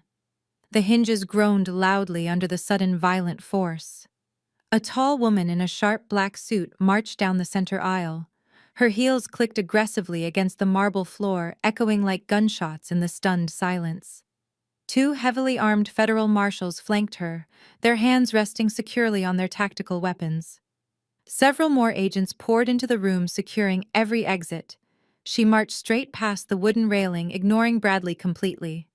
She slammed a thick, sealed black dossier directly onto the judge's elevated mahogany bench. Central Intelligence Agency Agent Miller announced, her voice slicing through the dead silence with absolute authority.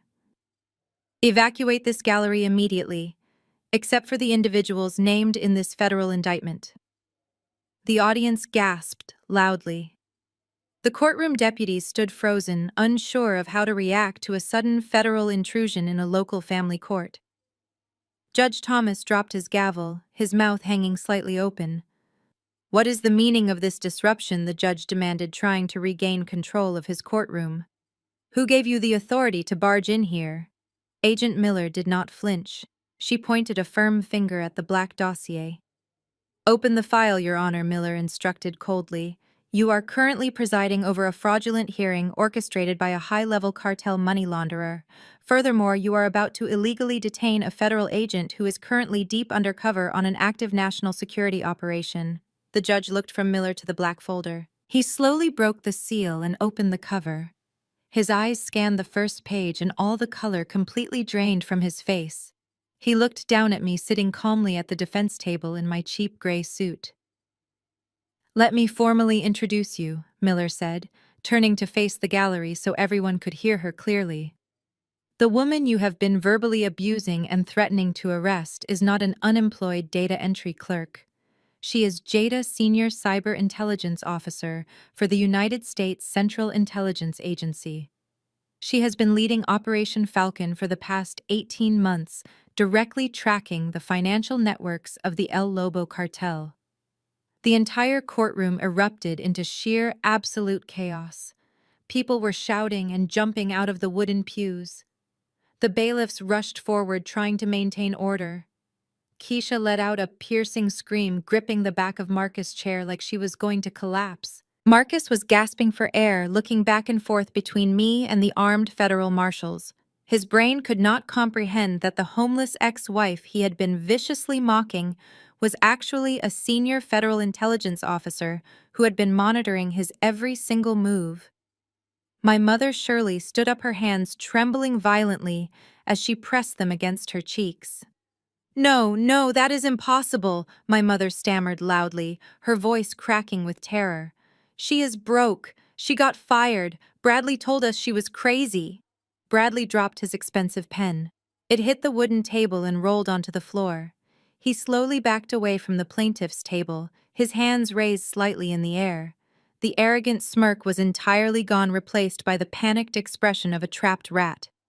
He looked at the armed marshals blocking the heavy oak doors and realized there was absolutely no escape. He had walked right into the very center of a federal snare. "Your Honor." Bradley squeaked, his voice high and thin. "This is a setup. I invoke my right to remain silent. I demand to speak with my legal representation immediately." Judge Thomas closed the black dossier and took off his glasses, his hands shaking slightly. He glared down at Bradley with an expression of pure, unadulterated fury. "You do not have the floor, counselor!" The judge bellowed, his voice booming over the chaotic noise. "In fact, you are no longer recognized as an officer of this court. Federal marshals, you may proceed with your warrants." I slowly stood up from the defense table. I unbuttoned my cheap gray suit jacket and smoothed it out. I picked up my encrypted tablet and walked calmly out from behind the table. I did not look like a broken, desperate victim anymore. I walked straight toward Bradley, who was now trembling uncontrollably. Let us see how well your fake psychiatric evaluation holds up against a federal indictment, Bradley. I said, my voice low and lethal. You thought you could steal my child and get away with it, Bradley, but today you lose absolutely everything forever. Judge Thomas slowly flipped to the final page of the black dossier. His hands were shaking so badly that the crisp federal documents rattled against the mahogany bench. He looked up and the color had entirely drained from his weathered face, leaving him looking completely hollow. He stared at Bradley, not as a respected corporate attorney, but as a highly dangerous federal criminal. The judge cleared his throat, swallowing hard. The evidence presented in this dossier is completely overwhelming, the judge said, his voice barely above a whisper. Mr. Bradley, you are currently facing multiple federal charges, including money laundering, wire fraud, and conspiracy to distribute illicit funds for an international criminal syndicate. I stood tall at the center of the courtroom. The frightened, unemployed mother persona vanished entirely. I squared my shoulders, lifted my chin, and tapped a rapid sequence of commands into my encrypted tablet. With absolute military precision, I bypassed the standard courtroom security protocols and linked my device directly to the large flat-screen monitors hanging on the walls. It is time the court sees exactly who they are dealing with. I announced, my voice echoing with pure command. I pressed a single button on my screen. Instantly, the court monitors flickered to life. A high-definition video began playing for the entire gallery to witness. It was the crystal-clear surveillance footage from the security cameras my team had secretly installed inside Bradley's luxurious home office. The courtroom watched in stunned silence as the wealthy lawyer paced back and forth across his expensive Persian rug, holding a burner phone to his ear. The microscopic audio transmitter I had planted on his lapel captured every single word with terrifying clarity. "The money is completely clean," Lobo Bradley's arrogant voice blasted through the courtroom speakers. "I set up 3 new shell companies in the Caymans this morning. My law firm will process the $10 million by Friday. Just make sure your guys drop the steel briefcases at the suburban house. My idiot brother-in-law, Marcus, signed all the primary leasing documents, so if the feds ever raid the place, he takes the entire fall and we walk away rich." A collective gasp echoed through the courtroom. Marcus physically recoiled as if he had just been punched in the stomach. He stared at the giant monitors, watching Bradley enthusiastically sell his life away to a cartel boss. Marcus grabbed his chest, hyperventilating loudly. Keisha began to wail, a loud, piercing sound of absolute despair. She covered her ears, trying to block out the undeniable proof of her husband's massive criminal empire, but the audio continued to play relentlessly. My mother Shirley slumped back against the hard wooden pew, her eyes wide with sheer terror. The man she had praised, the man she had allowed to destroy my life, was a ruthless monster. I swiped my tablet again, bringing up a new piece of evidence. This time, the screens displayed highly classified financial ledgers. Columns of numbers scrolled rapidly across the monitors, tracking the exact flow of illicit drug money directly from the cartel accounts into the corporate bank accounts, controlled exclusively by Bradley's prestigious law firm. These ledgers represent billions of dollars in illegal transactions, I explained loudly, projecting my voice over Keisha's. Dramatic sobbing. Every single luxury car, every designer coat, and every lavish vacation this family has enjoyed over the past 3 years was entirely funded by international drug money. Bradley was actively using his status as an officer of the court to shield a violent criminal enterprise. Bradley could not even speak. He was huddled near the plaintiff's table, surrounded by armed federal marshals. He looked like a cornered animal, sweating profusely and shaking with absolute fear. His expensive custom suit suddenly looked ridiculous on his trembling frame. He looked up at the monitors, watching his entire life completely unravel in real time. "Turn it off," Bradley begged weakly, his voice cracking. "Please just turn it off." I did not stop. I brought up the final piece of evidence. It was the satellite feed from the night of the drop.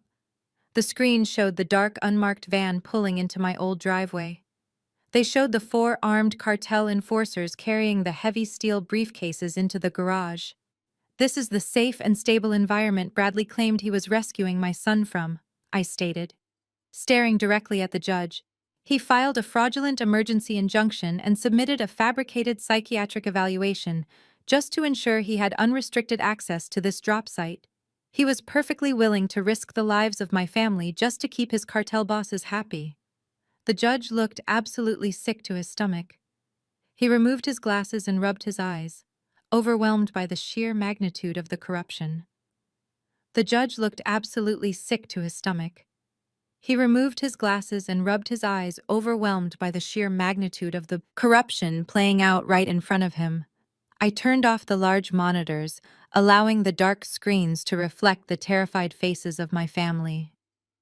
Bradley was gasping for air, gripping his chest as if his heart was giving out. "Did you honestly think you outsmarted me, Bradley?" I asked, my voice echoing through the silent federal courtroom. "Did you really believe that a highly trained intelligence officer would just forget to pay her mortgage and let you kick her out into the freezing rain without a fight?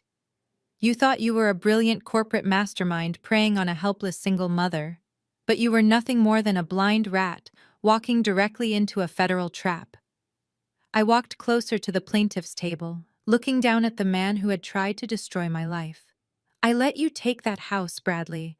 I revealed the truth, hitting him like a physical blow. "The moment we intercepted your communications with El Lobo and realized you needed a suburban drop site, I intentionally defaulted on my bank payments. I knew you were monitoring my finances. I knew you would use your shell company to buy the debt. What you did not know is that before I packed my suitcase and walked out the front door, the CIA spent 3 entire days rigging that property. We embedded military-grade fiber optic cameras in the drywall. We placed thermal sensors in the garage ceiling. We wired the entire foundation with seismic audio transmitters. You did not steal my home, Bradley. You willingly purchased a fully operational federal wiretap and handed us the exact evidence we needed to dismantle your entire international syndicate." Bradley buried his face in his trembling hands, letting out a pathetic whimpering sound. The arrogant, wealthy savior of our family was completely broken, but I was not finished. I turned my attention to the man sitting completely frozen next to him. Marcus was staring at me with wide, unblinking eyes, his chest heaving with panic. I tapped my encrypted tablet one more time and a new document appeared on the large courtroom monitors. It was the official corporate leasing agreement for the foreclosed property. At the very bottom of the page was a large, bold signature: Marcus Williams. "Take a really good look at that screen." "Marcus," I instructed, my voice sharp and unforgiving. "That is the legal document binding the owner of the property to the $10 million in cartel cash currently sitting inside that garage. You signed that paper because Bradley told you it was just a standard tax write-off for his prestigious law firm. He smiled at you and promised it would help secure Leo's future. But look at the corporate title above your signature. Marcus. You are listed as the primary sole proprietor of Apex Holdings Limited." Marcus stood up so fast his wooden chair crashed backward onto the marble floor. He pointed a shaking finger at the screen and then turned to look at Bradley. "You set me up!" Marcus screamed, his voice cracking with sheer terror. "You told me you were helping me get custody. You told me I was part of the family. You used my name so the cartel and the federal agents would come after me instead of you." Bradley did not even look up. He just kept his face buried in his hands, shaking his head back and forth. "You are a dead man, Bradley," Marcus roared, lunging across the table. Federal marshals immediately intercepted, Marcus slamming him hard against the wooden surface and pinning his arms behind his back. Keisha was standing in the front row of the gallery, screaming hysterically. Her perfect blonde hair was a messy tangle, and her expensive makeup was completely ruined. She reached out toward Bradley, begging him to tell her it was all a lie. "Tell them you did not do it, Bradley," she shrieked. "Tell them we are innocent." But there was absolutely no lie left to tell. The massive house of cards had completely collapsed.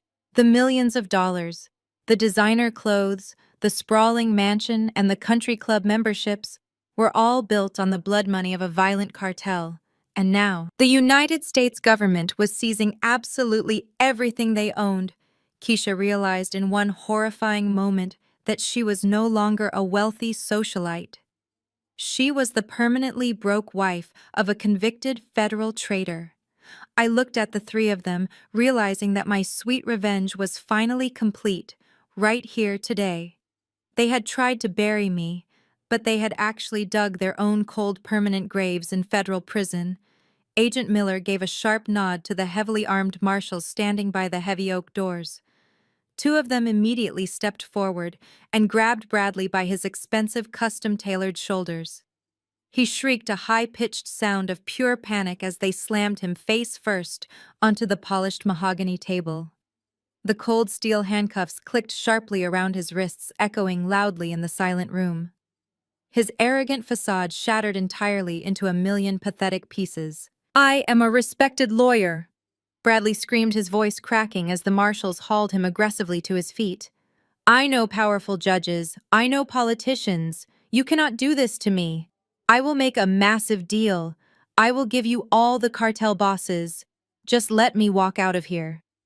Agent Miller stepped right into his personal space, staring him down with absolute disgust. "We already have the cartel bosses, Bradley," she said, her voice dangerously calm. "We intercepted your communications weeks ago. We do not need a single thing from a dirty money launderer who uses innocent children as legal leverage. Take this trash out of my sight." The marshals dragged Bradley toward the courtroom exit, his expensive Italian shoes scraping awkwardly across the marble floor as he sobbed uncontrollably. As Bradley disappeared through the heavy doors, Marcus completely broke down.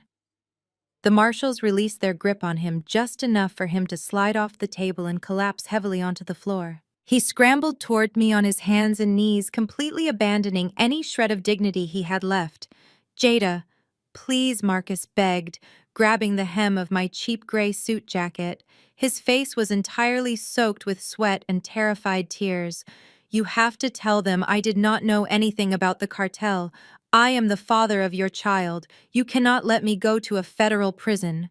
The cartel enforcers will kill me in there before I even see a trial." "I did not know about the dirty money, Jada, I swear to God." I looked down at the pathetic man who had cornered me in the church parking lot and threatened to destroy my entire life for a minimum-wage janitor job. I stepped backward, pulling my jacket violently out of his desperate grip. "You knew exactly what you were doing, Marcus," I replied, my voice completely devoid of any sympathy. "You eagerly sold your own flesh and blood for a free room in a luxury mansion. You let another man use your signature to hide his dirty cash because you were too lazy and cowardly to provide for your own family. You chose the wrong side, and now you are going to a maximum security facility where you belong. You will never see Leo ever again." Keisha was still standing in the gallery, but the brutal reality of her new life was finally crashing down on her. Another team of federal agents entered the courtroom, holding a thick stack of official asset forfeiture warrants. A stern agent approached Keisha and handed her a formal document. "We are officially seizing the estate, the bank accounts, the luxury vehicles, and all personal assets purchased with illicit cartel funds," the agent stated mechanically. "You have exactly 1 hour to vacate the premises before it is locked down as an active federal crime scene." Keisha dropped the paper as if it were on fire. She let out a guttural scream of absolute horror. "No, you cannot take my beautiful house," she wailed, clutching her cashmere coat as if the fabric could protect her from poverty. "My rich friends, my country club, my entire life. I have absolutely nothing left." She fell hard to her knees in the center aisle, sobbing violently into her perfectly manicured hands. She realized that the wealthy, stable savior role she had proudly played on the witness stand was nothing but a pathetic, fragile illusion. Her husband was going away for the rest of his natural life, and she was completely destitute. Through the sheer chaos, my mother Shirley slowly stood up from the wooden pew. She looked at Keisha crying hysterically on the floor, and then looked at me standing tall and completely victorious. She suddenly rushed forward, her arms wide open with fake tears streaming down her aging face. Oh, my beautiful, brave daughter, my mother cried, stepping quickly past the wooden railing. I am so incredibly sorry, Jada. I was just so confused. Bradley manipulated all of us. He lied to me. Please forgive your mother, baby. We are family. Let me just give you a hug. As she reached out to grab me, I took a swift, deliberate step backward. I raised my hand, putting a firm physical barrier between us. My mother froze, looking at my raised hand with utter shock. Do not ever touch me, I said, my voice dropping to a freezing temperature. You sat in that witness box and testified under federal oath that I was a crazy, unfit mother. You handed me a $50,000 bribe to walk away from my only child. You chose a wealthy criminal over your own daughter because you worshipped his dirty money and his fake status. You are not my mother anymore. I turned my back on her, completely cold, leaving her standing alone with her arms wrapped around absolutely nothing. I walked back to the defense table and methodically packed my encrypted tablet and my legal files into my worn leather briefcase. The courtroom was still buzzing with chaotic federal activity. Armed agents were tagging evidence and securing the perimeter. I snapped the brass locks of my briefcase shut and turned around to face the two women who had made my life a living nightmare. Keisha was still sobbing uncontrollably on the hard marble floor, clutching her seized asset paperwork as if her life depended on it. My mother was standing rigidly nearby, her face pale and heavily streaked with dark mascara. You both made your bed, I said, my voice cutting through Keisha's pathetic wailing. You sold your souls for designer handbags, luxury cars, and a mansion paid for by cartel blood money. You wanted that fake high society lifestyle so badly that you were willing to throw an innocent 5-year-old boy to the wolves. You let a criminal convince you that I was crazy. Keisha looked up at me, her eyes wide with desperation, but I did not let her speak. Bradley is going to a maximum security federal prison, I continued coldly. But the cartel bosses he stole from are still out there, and they are going to be looking for their missing $10 million. On top of that, the Internal Revenue Service is going to audit every single penny you ever touched. They will seize your bank accounts, your jewelry, and your retirement funds. You are going to spend the rest of your miserable lives looking over your shoulders in pure paranoia and scrubbing toilets just to pay off your massive federal tax debt. Do not ever try to contact me or my son again. You are entirely dead to us. I turned my back on them and walked down the center aisle without a single ounce of regret. The heavy oak doors swung open for me, and I stepped out into the sunlit marble hallway. Agent Miller was waiting near the elevators, giving me a highly respectful nod for a mission perfectly executed. We took the private secure elevator down to the underground parking garage. A black armored federal SUV was idling near the exit. The heavy steel door popped open. My trusted friend was sitting in the back seat, and right next to her was my beautiful son, Leo. He was holding his favorite blue blanket, the very same blanket Keisha had tried to throw in the garbage.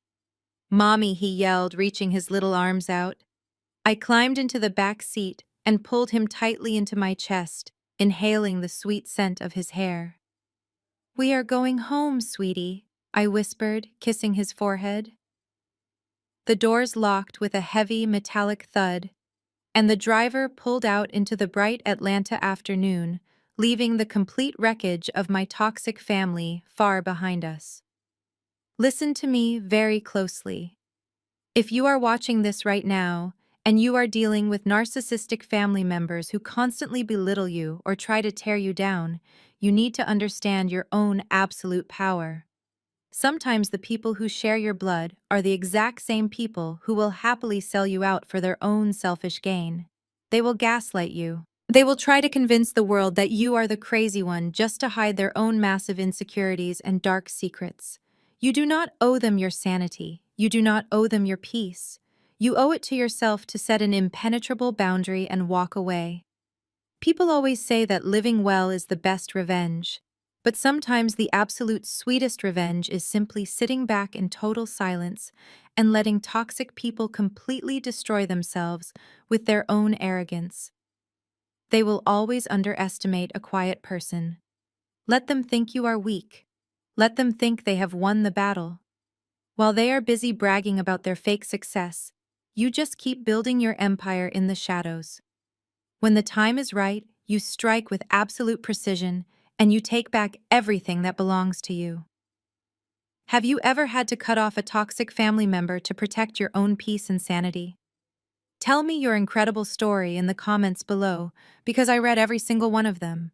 If this story resonated with you, hit that like button and subscribe to the channel for more stories of absolute justice and sweet revenge. Remember to always protect your energy, know your true worth, and never let anyone make you feel small. I will see you in the next video. The most profound lesson to emerge from Jada's harrowing journey is that sharing DNA does not automatically guarantee loyalty, love, or even basic human decency. Society constantly pressures us to endure mistreatment from relatives under the guise that family is everything. However, this narrative shatters that illusion, proving that sometimes the people who share your last name are the exact same people who will orchestrate your downfall for their own selfish gain. Jada's mother's sister and ex-husband completely discarded her and her son for the illusion of wealth status and the approval of a manipulative criminal. This story teaches us the critical importance of establishing radical boundaries and recognizing our own self-worth in the face of narcissistic abuse. When surrounded by toxic people who gaslight you and actively try to paint you as the villain, the natural instinct is to scream "fight back" and desperately try to prove your innocence. Yet Jada demonstrates that absolute silence and patience are often the deadliest weapons. By refusing to engage in their theatrical drama and quietly gathering her strength, she allowed their own unchecked arrogance to become their ultimate trap. We learn that we do not owe our peace, our sanity, or our children's safety to anyone who treats us as disposable pawns. True family is built on a foundation of mutual respect, unconditional love, and unwavering support, regardless of biological ties. When toxic relatives show you their true colors, you must believe them and walk away without a single ounce of guilt. You have the right to protect your energy and build a beautiful life entirely free from those who seek to tear you down. Take a moment today to evaluate the relationships in your life and boldly cut ties with anyone who drains your peace.